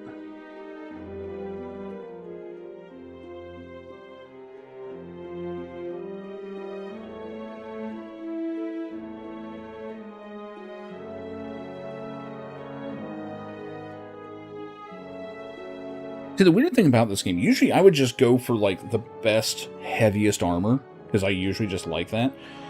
This game makes a case for mixing and matching.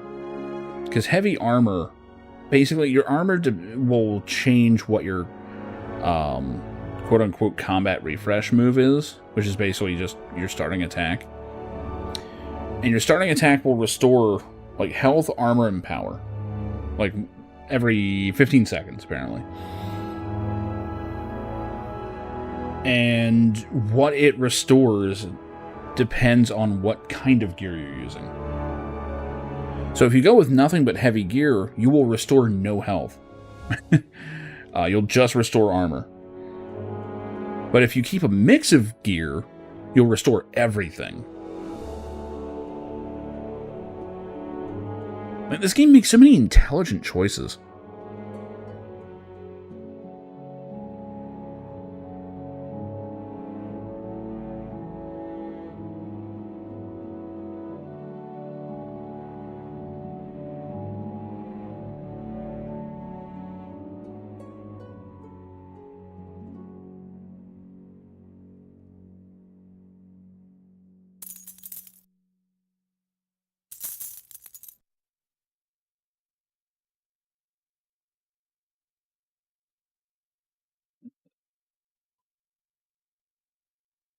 Weird that this dagger gives me +1 inventory slot.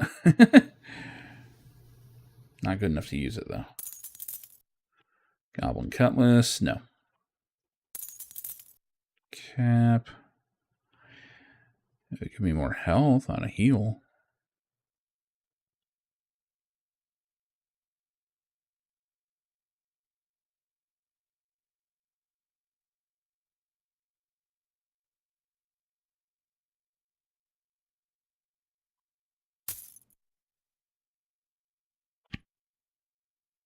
My God, all these fucking calling cards. This is ridiculous.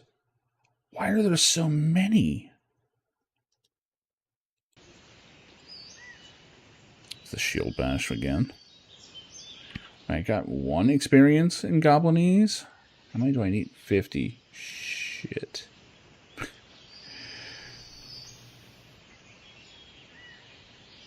Okay, so I've got one that's level 6. Actually, Chew that's level 6. How do they stack?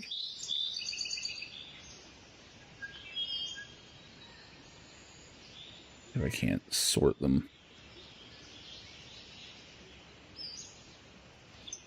Oh, that didn't do shit. It did not put them in the right order. Oh my God, it's a mess. This might be one of the trolliest drops I've ever seen in a game. These goblins are dropping calling cards of various levels that don't stack. But you have to use the lower level ones to level it up so that you can use the higher ones. So they just sit in your inventory like forever. Shit. And yet, I can't ignore them because I'm like, but I want to learn Goblinese. Yeah, she will not do anything until I do that quest. Okay. Whoa, shit. That's the fire alarm. Scared the shit out of me.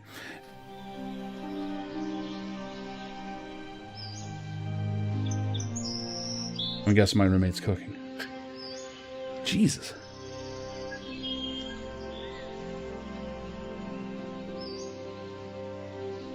Okay. I think we're good.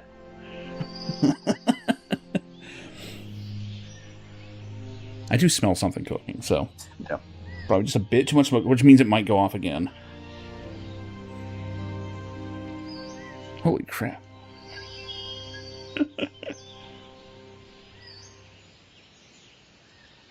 All right. What was I doing? I don't know if there's anyone else here that really buys stuff.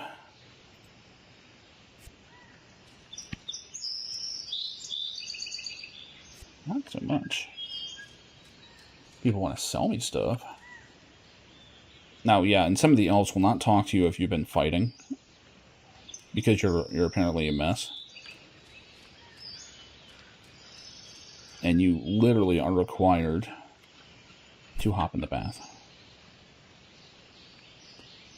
And as far as I can tell, I don't know where your cleanliness stat even is. See, now she'll talk to me.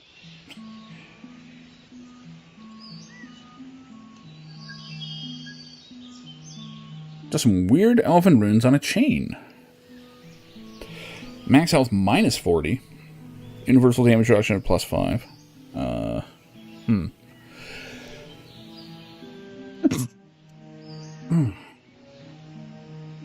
Chance to ignore stuns while sword skill is active. Armor regen, max armor up. Huh. Apparently they're worth quite a bit. More than she's willing to pay.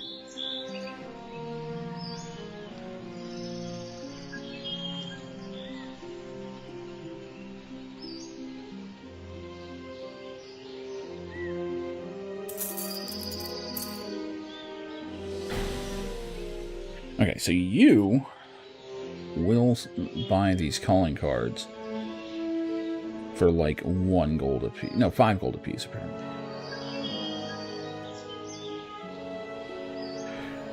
I guess that adds up. I mean, I've got like 42 of this one.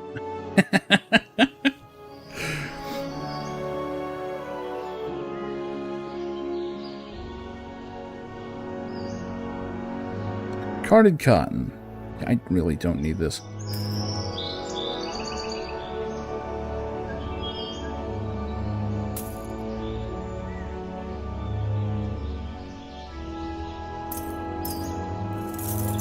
Do need the boar tusks. Venison I need.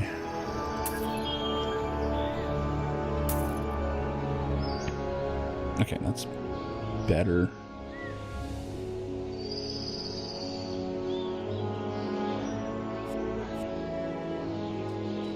Alright, back in we go.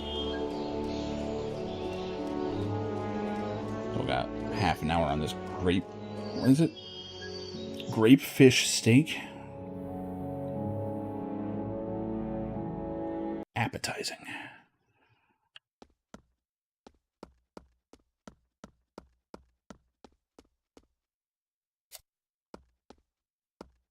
I love that lever isn't really a big deal, but it feels like it is. Let's try going this way.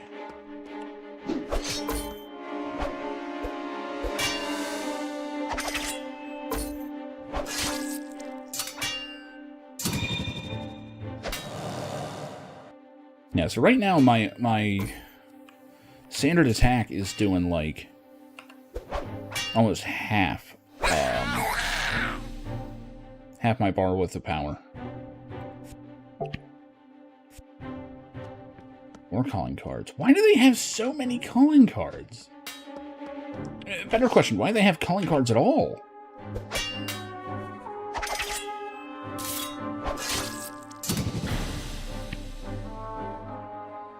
Why does this one have 45? No, it's level 45. Okay. Okay, I'm misreading them. The lower number is quantity. The high... Okay, that's their level. Okay, so it does say the level on them.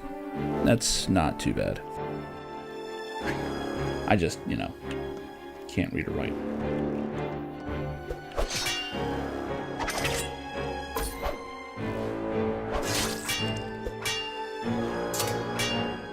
Sometimes you hit them to reduce their rage, and, like, the act of hitting them to reduce it just raises it as much as you just lowered it.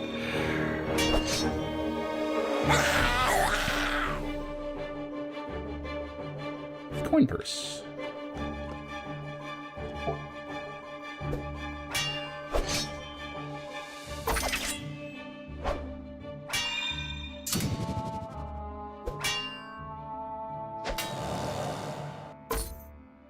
going to make sure these all still have trauma. Yeah. Okay.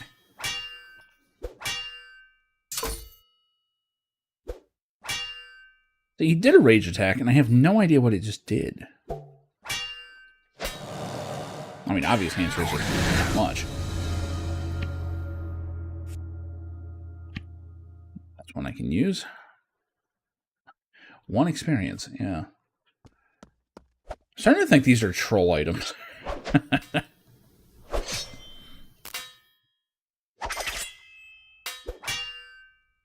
think I can safely ignore their little rage. It's not amounting to much. Was that a dot? Is that what he hit me with? Funny enough, I'm not too worried about my health here. It's not when I'm fighting one-on-one.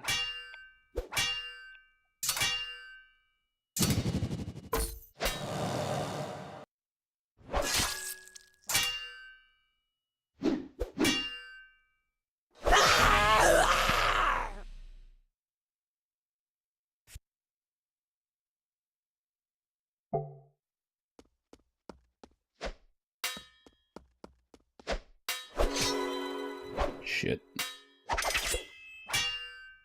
Right now, I have no AoEs.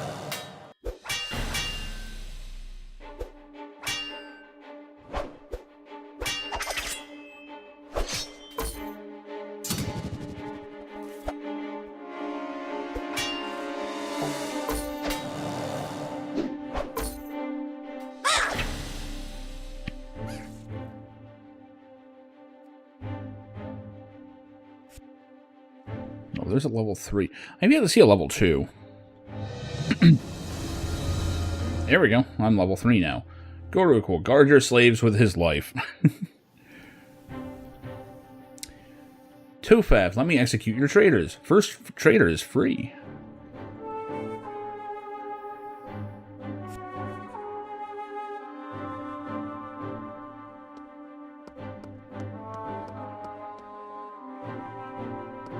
Well, there's a lever.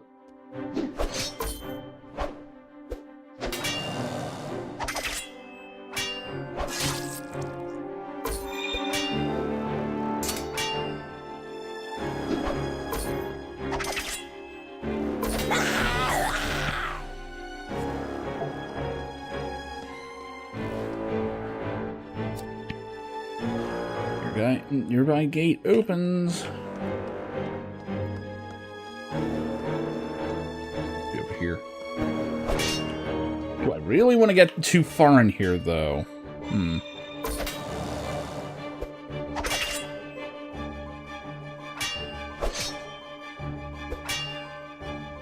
reason I came in here is about to finish. I need 4 more, which I'll probably get that on the way out.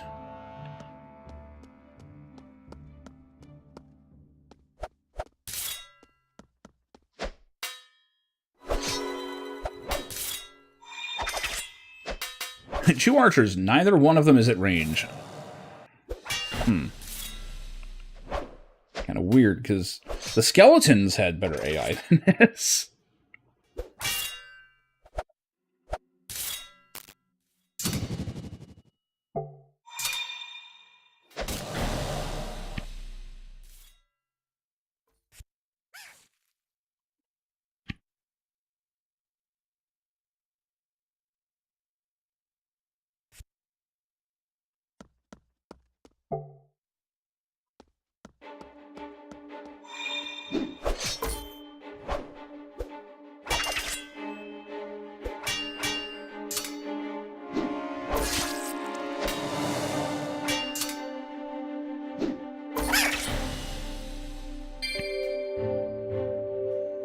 Hacking Goblin Cutlass of Swordsmanship.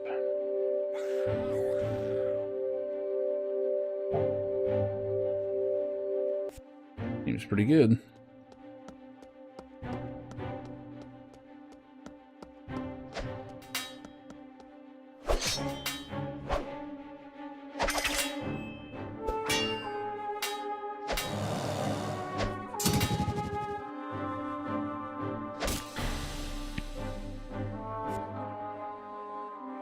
Goblin Cestus. Okay, we're at 30 out of 30 goblins. At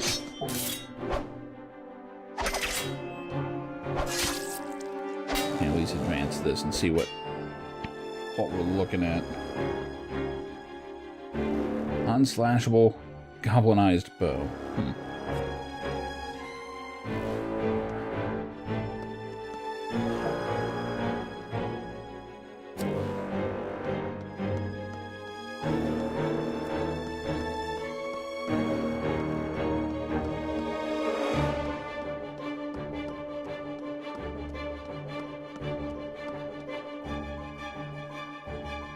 Now, one thing I do need to get going is my teleportation.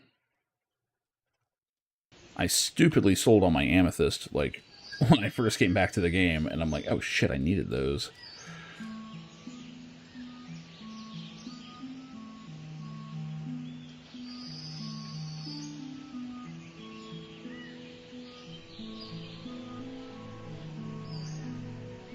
Roost against the wall, race trader. Wow, there's some dialogue in this game.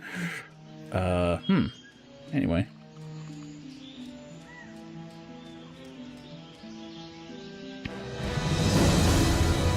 Very good. Here's some items you might like.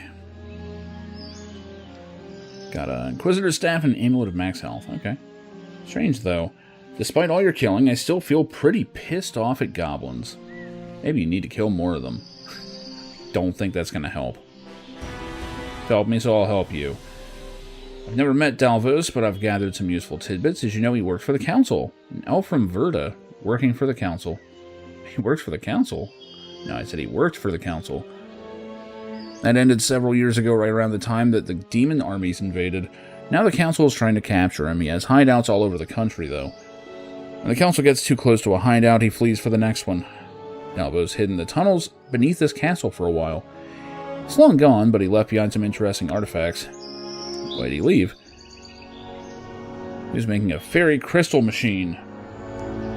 His workshop was on the second floor of the basement, right past the stairs. Found a bunch of spare parts and half-assembled machines in there. That was before the goblins had fully invaded the place. We can't even reach the second floor now, and the goblins have no doubt stolen all of his stuff.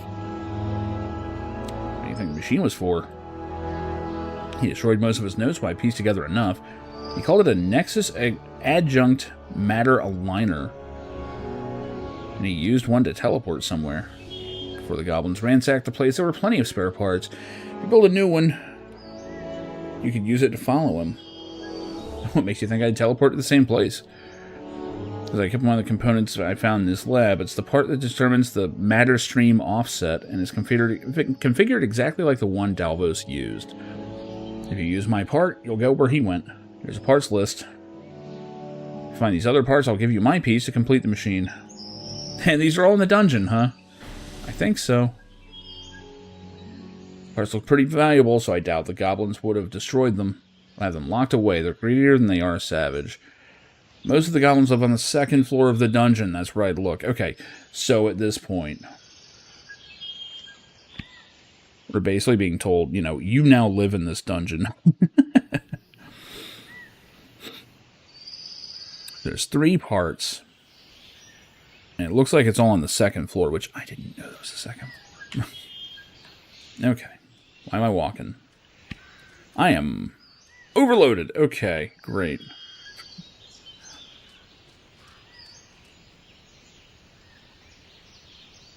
Mostly with calling cards. Jesus God. Okay, use the coin purses.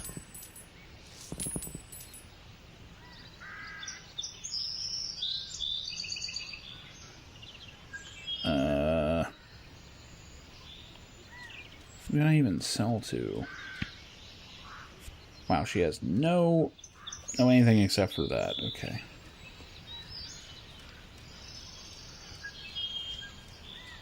I'm gonna power walk over here real quick.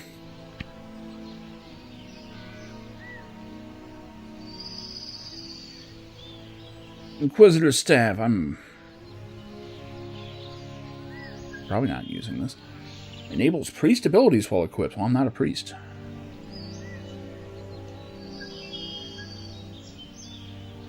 And I was not a fan of fire magic.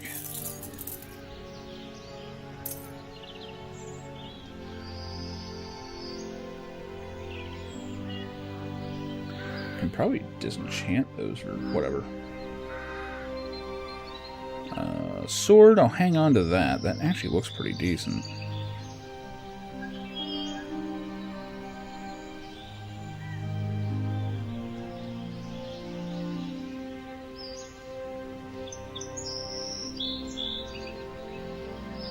Field skill is coming along, but slowly.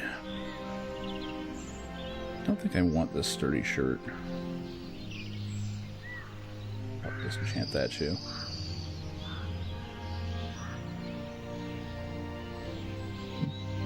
Get rid of these pants. The gloves I'm not convinced on. Making that ability into an AoE is kind of useful.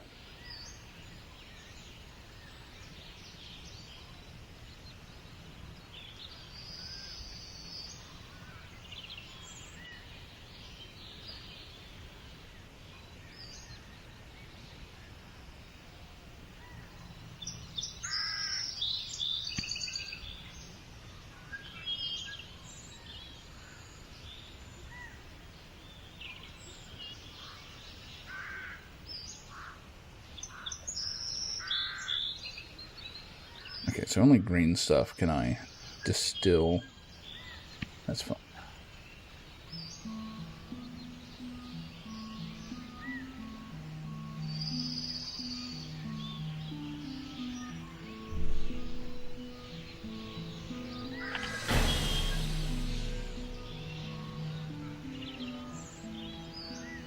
Like, I'm not even using this stuff, but...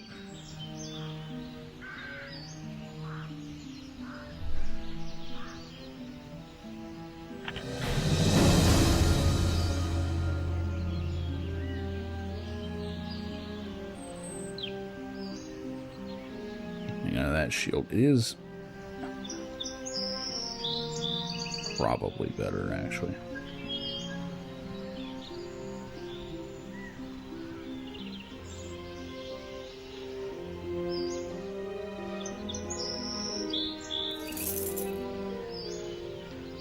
See what people have been selling to this guy. Some high-level shit, actually.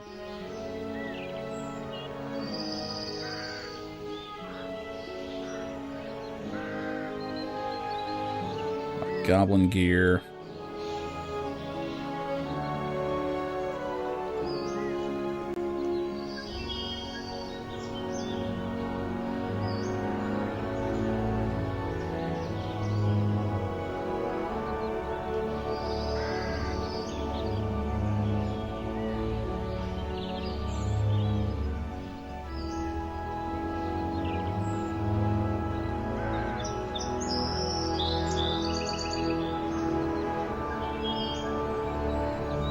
Hammer.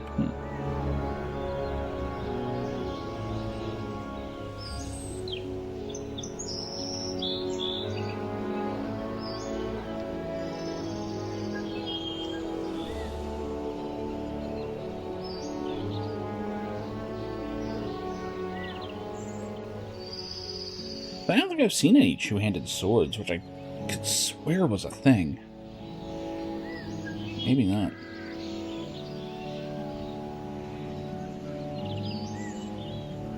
Wait. Crossbow that requires deer levels? As in, like, playing as a deer? Bambi's Revenge.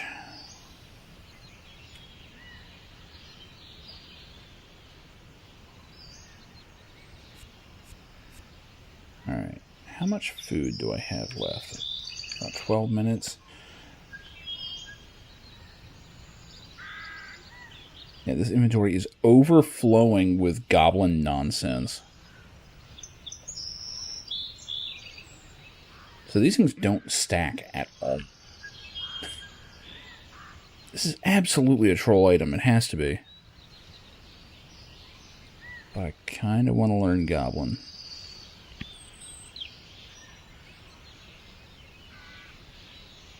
Actually, you get sword points for this.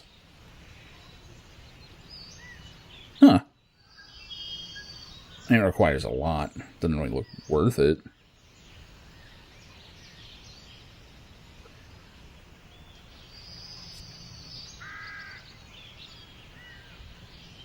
I'm sure at some point being able to speak Goblin would come in handy. Okay, so I've got some hardtack. Got baked potato. Candied lemon. Damn, that one's actually really good. Let's save that one. More cave cheese. Yeah, I've got some food. I can hang out and fight more. Main problem is just this inventory. I need to get rid of some of this jewelry if I can. I don't know who's selling it or who's buying it around here.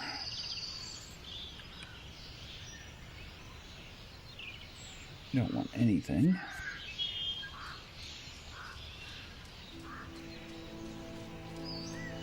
Just once over everybody again. She's whining because I've got Goblin on me.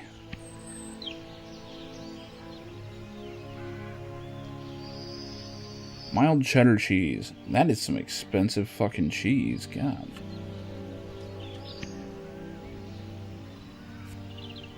Yeah, no one here really wants to sell or buy any of my crap.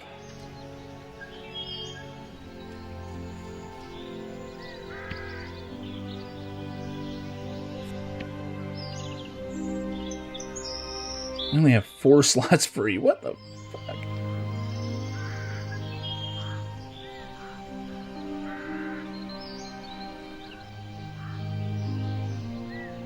I have a bunch of arrows on me. No, don't split this. I just drop it. This is why there's so much crap on the ground, like anywhere you go. Lork's calling card. You know what? I'll take it. I don't even know what level it is. 43. Fuck.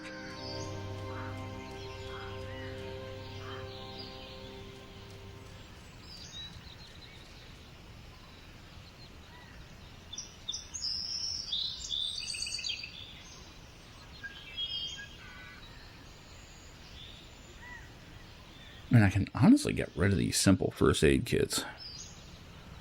So I moved on to basic.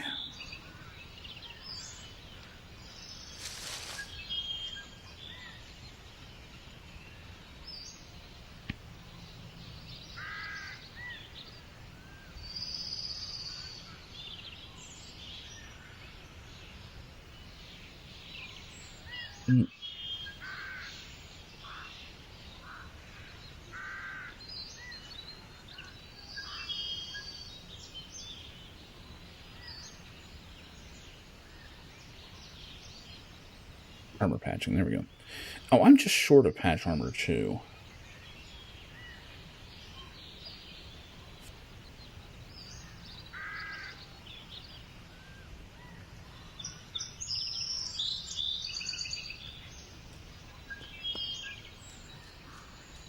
Oh, that's what I'm wearing. Okay, that's why.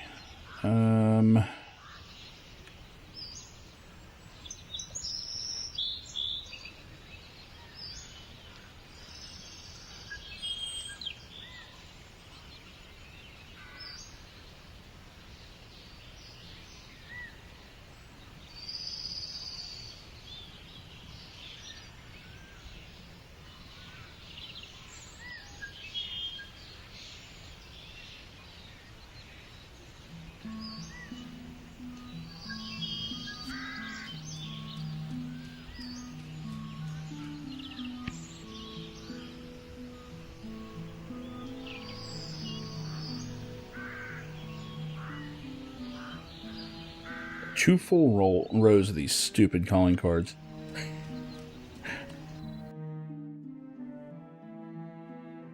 I'm sure I'm just going to wind up selling these to the one vendor.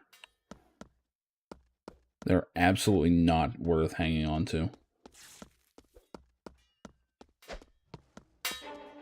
Ow. I am in combat, but I like to pull the lever so I can go and actually fight them. Come on.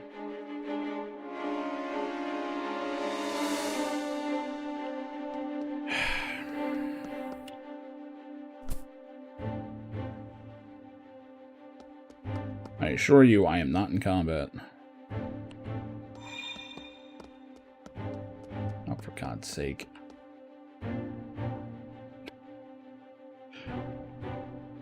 It's a little silly that it's not letting me pull a lever while in combat, but okay.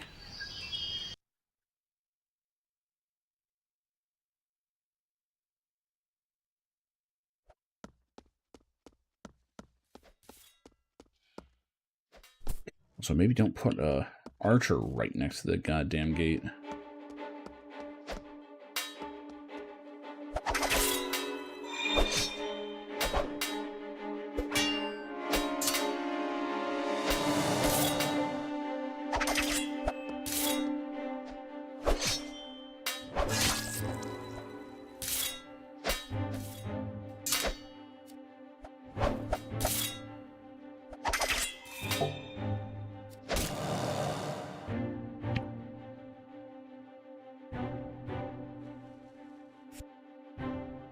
I'm gonna have to start dumping these cards. There's just no way. Okay, level 4. The log, good archer, great fletcher. Let me fletch for your whole clan. But they're so entertaining. Prolat asked me about my poison resistance.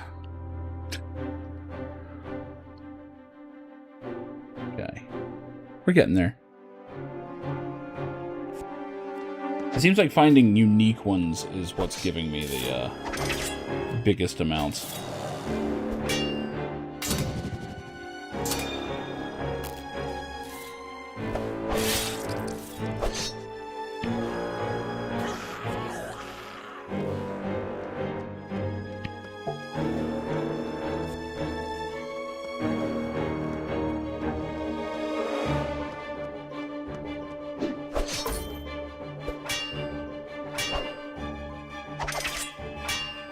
I have a feeling this is going to be an area that I just come to and grind every now and then.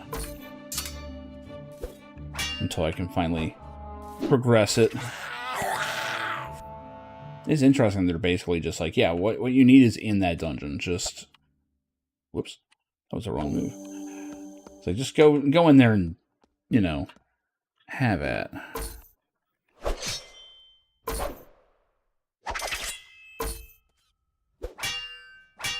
I'm not sure what his rage attack did.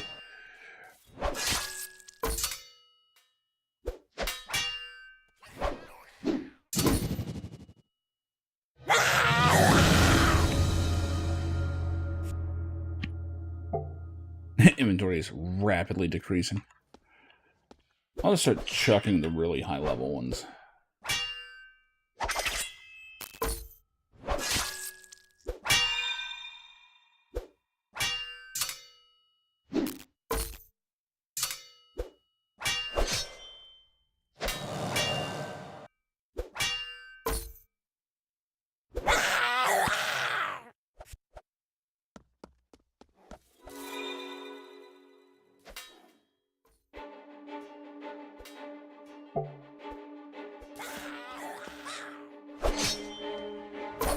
I see people in here doing way more damage than me and stuff, and it's like, okay, yeah. I'm absolutely at the lower end of this area.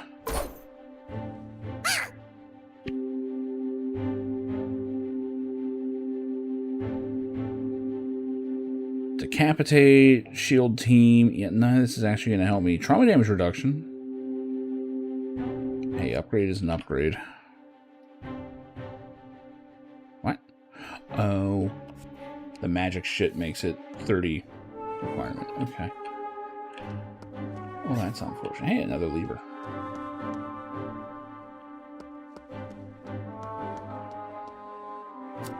Somewhere a gate opens. Somewhere out there.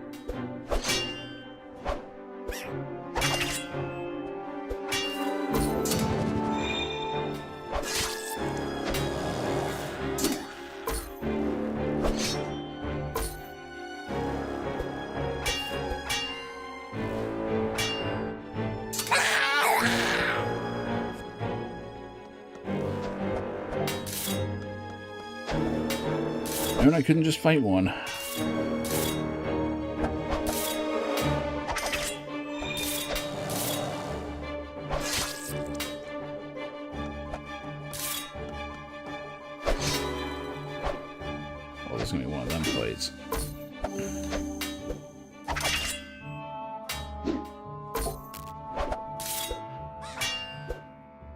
about to die.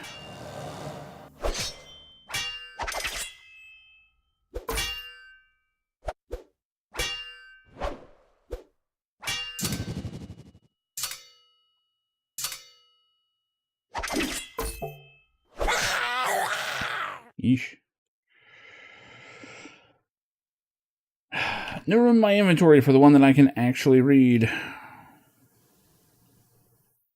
Drop one of these 40 ones. I don't give a shit.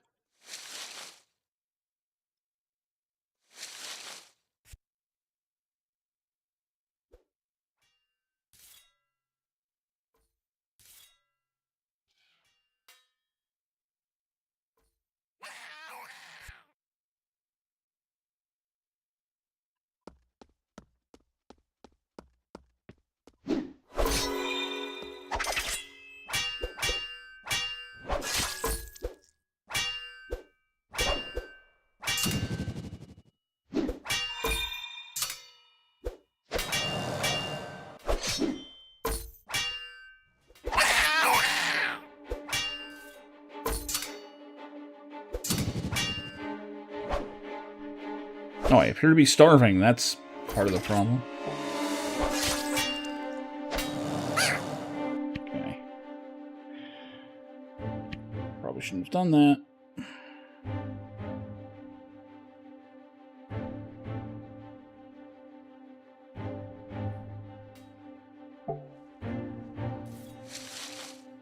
Yeah, if it's 40 or above, I'm dropping it.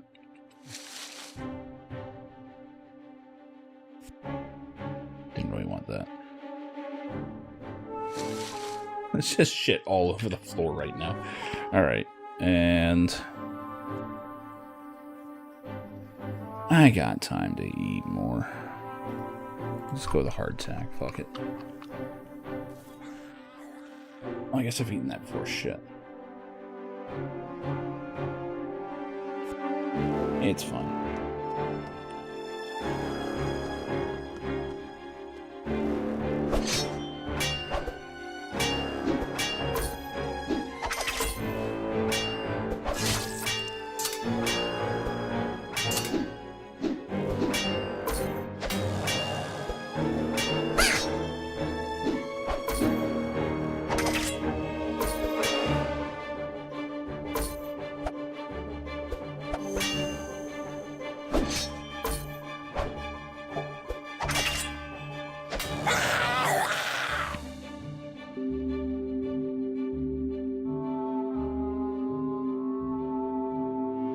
It's a very nice sword, but I can't do shit with this.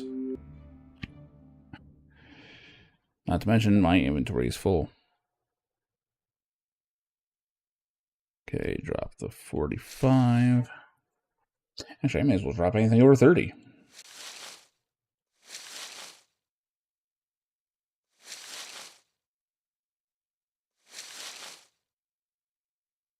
Making a little headway here. I just feel bad. This has to be lagging the server, right?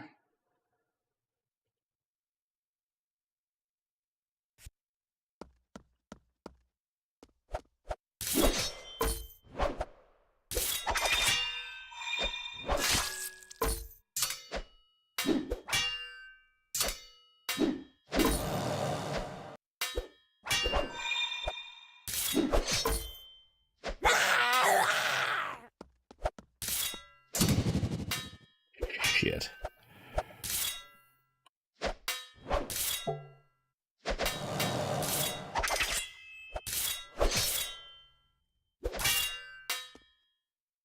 Okay, we can handle this. Maybe not.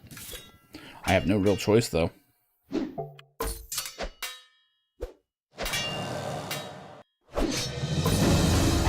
Yeah, I think I just died. I'm not sure where I'm going to wind up. I have no power. Can't do shit?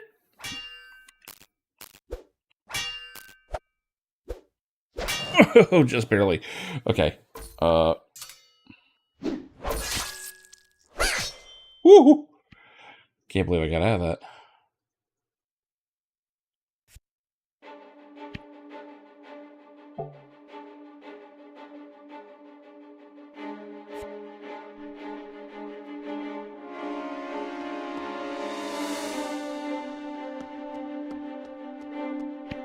I don't know if there's any point to this room.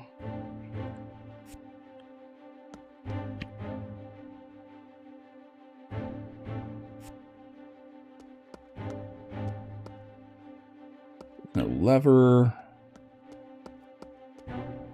Oh, well, I mapped it out.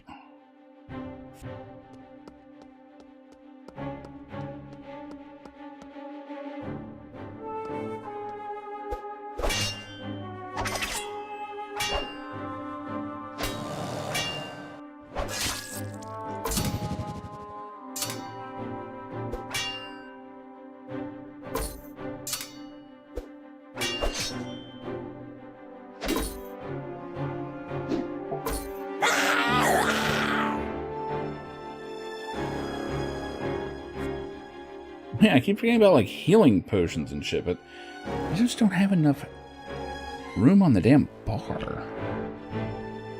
Like, I don't know why they limit this. Oh, you can have loadouts. Oh. You have to get something to 25 first. Okay. I see.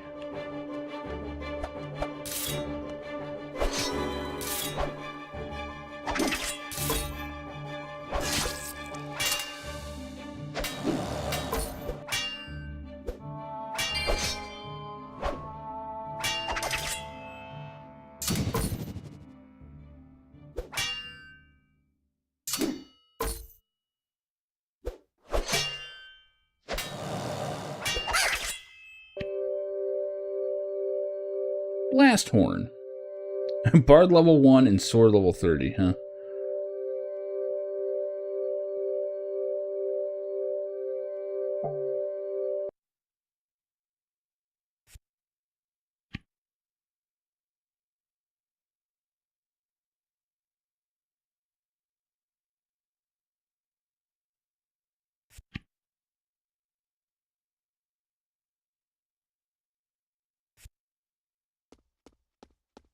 A mentalist? Oh, it's a mantis mentalist. Must be getting close to the lab.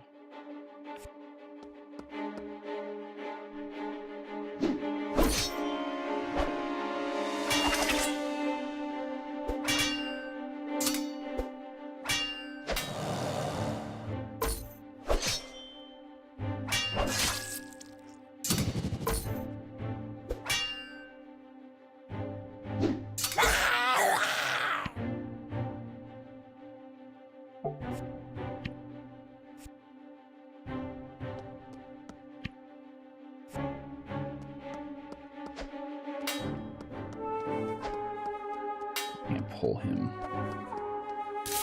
At the risk of getting respawned on.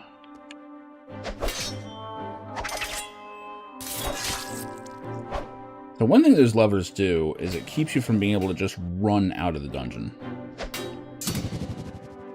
Because you can't open the door if you're in combat.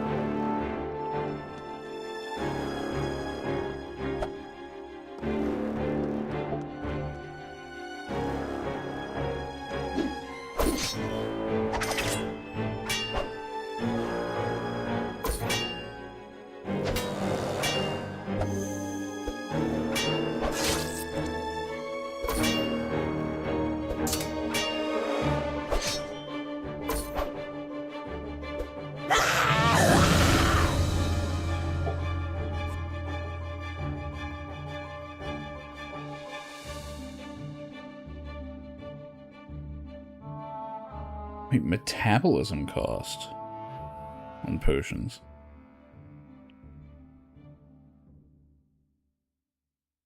The hell is that? Never actually ran into that. Can I pull him? Wow, it actually worked. Okay. Good shit.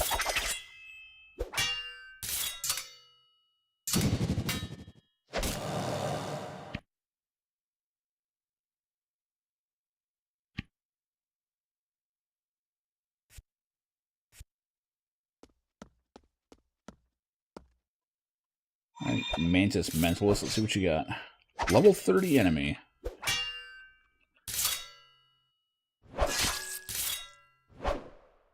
Doesn't take much for them to rage.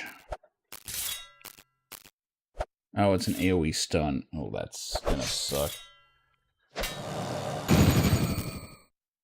Yeah, these guys are a little much at this level. Okay, so we got mantises here. Good to know. I forgot you can make pins. Holy crap.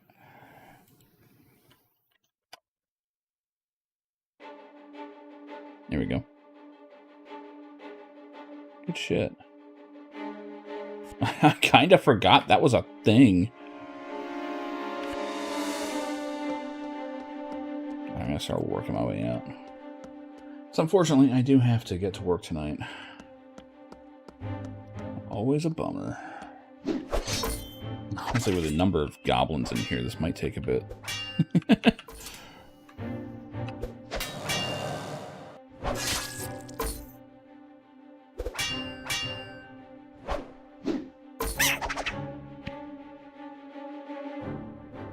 When it comes to brute force leveling, it's actually better just to go and do other shit, because almost everything kind of adds to your health and power and all that stuff.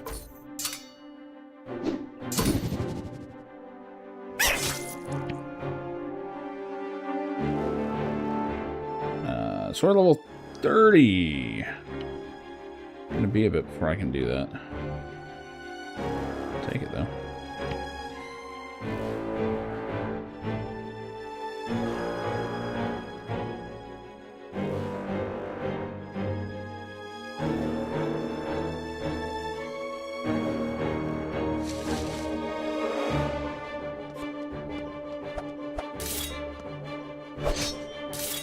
You kind of get the idea that I should be just annihilating these guys to really progress in here.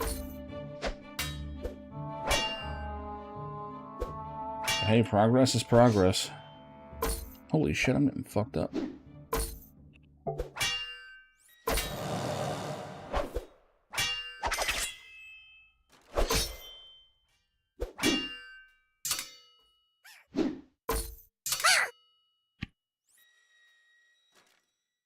Psychology mock.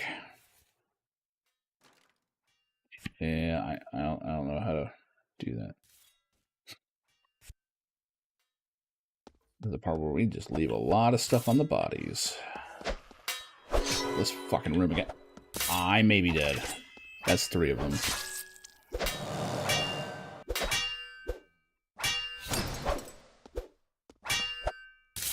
Oh my god. Yep, they're all on me. I'm dead. Well, that's a fast way out. That's fine. Oh, and it puts you at the beginning of the dungeon. Damn, that is fucking really nice of the game. Holy crap. And there's no wear and tear on your gear. There's no... I don't think there's any debuff for dying. I don't think you really lose much of anything.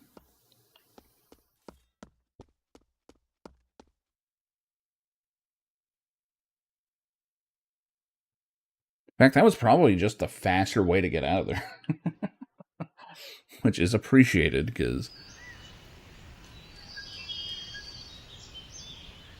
I'm not trying to be too late here. So here's the thing. What do I do with all this shit? I guess I have to find whoever it was I can sell that to. And just dump it all on them.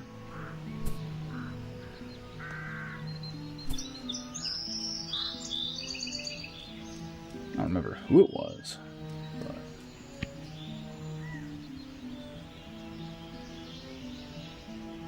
it's you. Yeah, these are all just worth 5 coins apiece. So not valuable in any way. Wait a minute.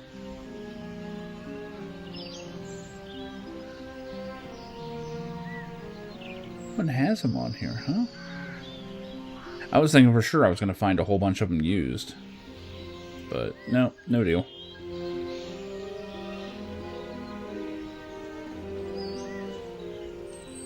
Alright, let's clear some inventory then.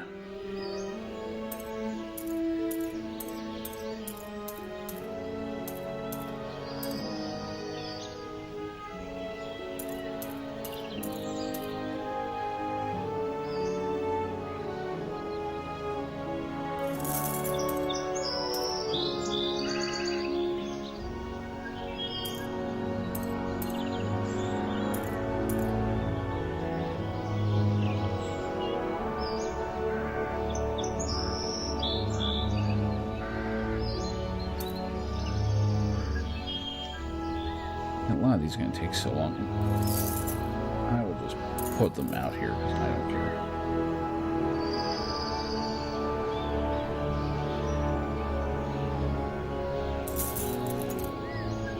Mostly just to clear it out of my space.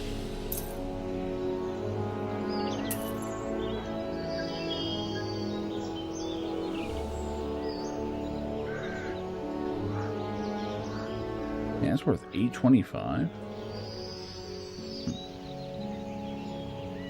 Guess I can hang it.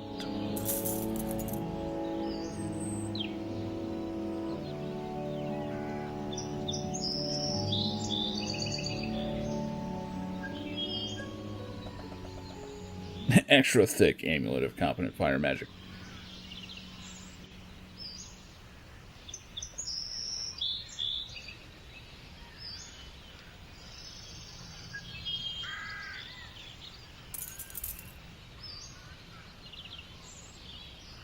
I mean, a lot of this stuff I just kind of went out of my inventory.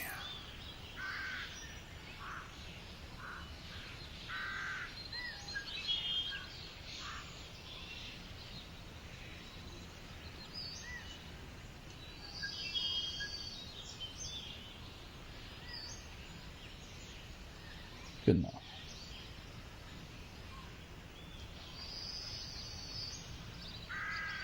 Oh, I can get spider legs for you, huh?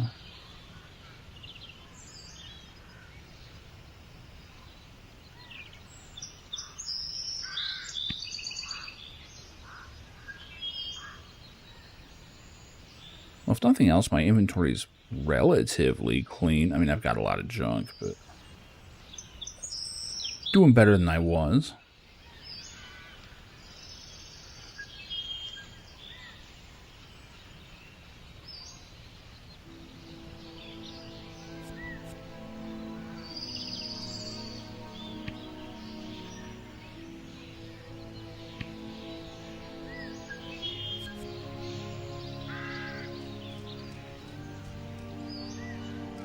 Alright.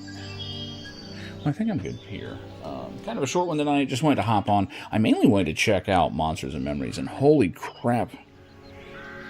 My expectations were kind of low, and it kind of let me down. There's not much... I mean, there's tons of potential there. But in terms of being an entertaining game, I see no hint of it yet.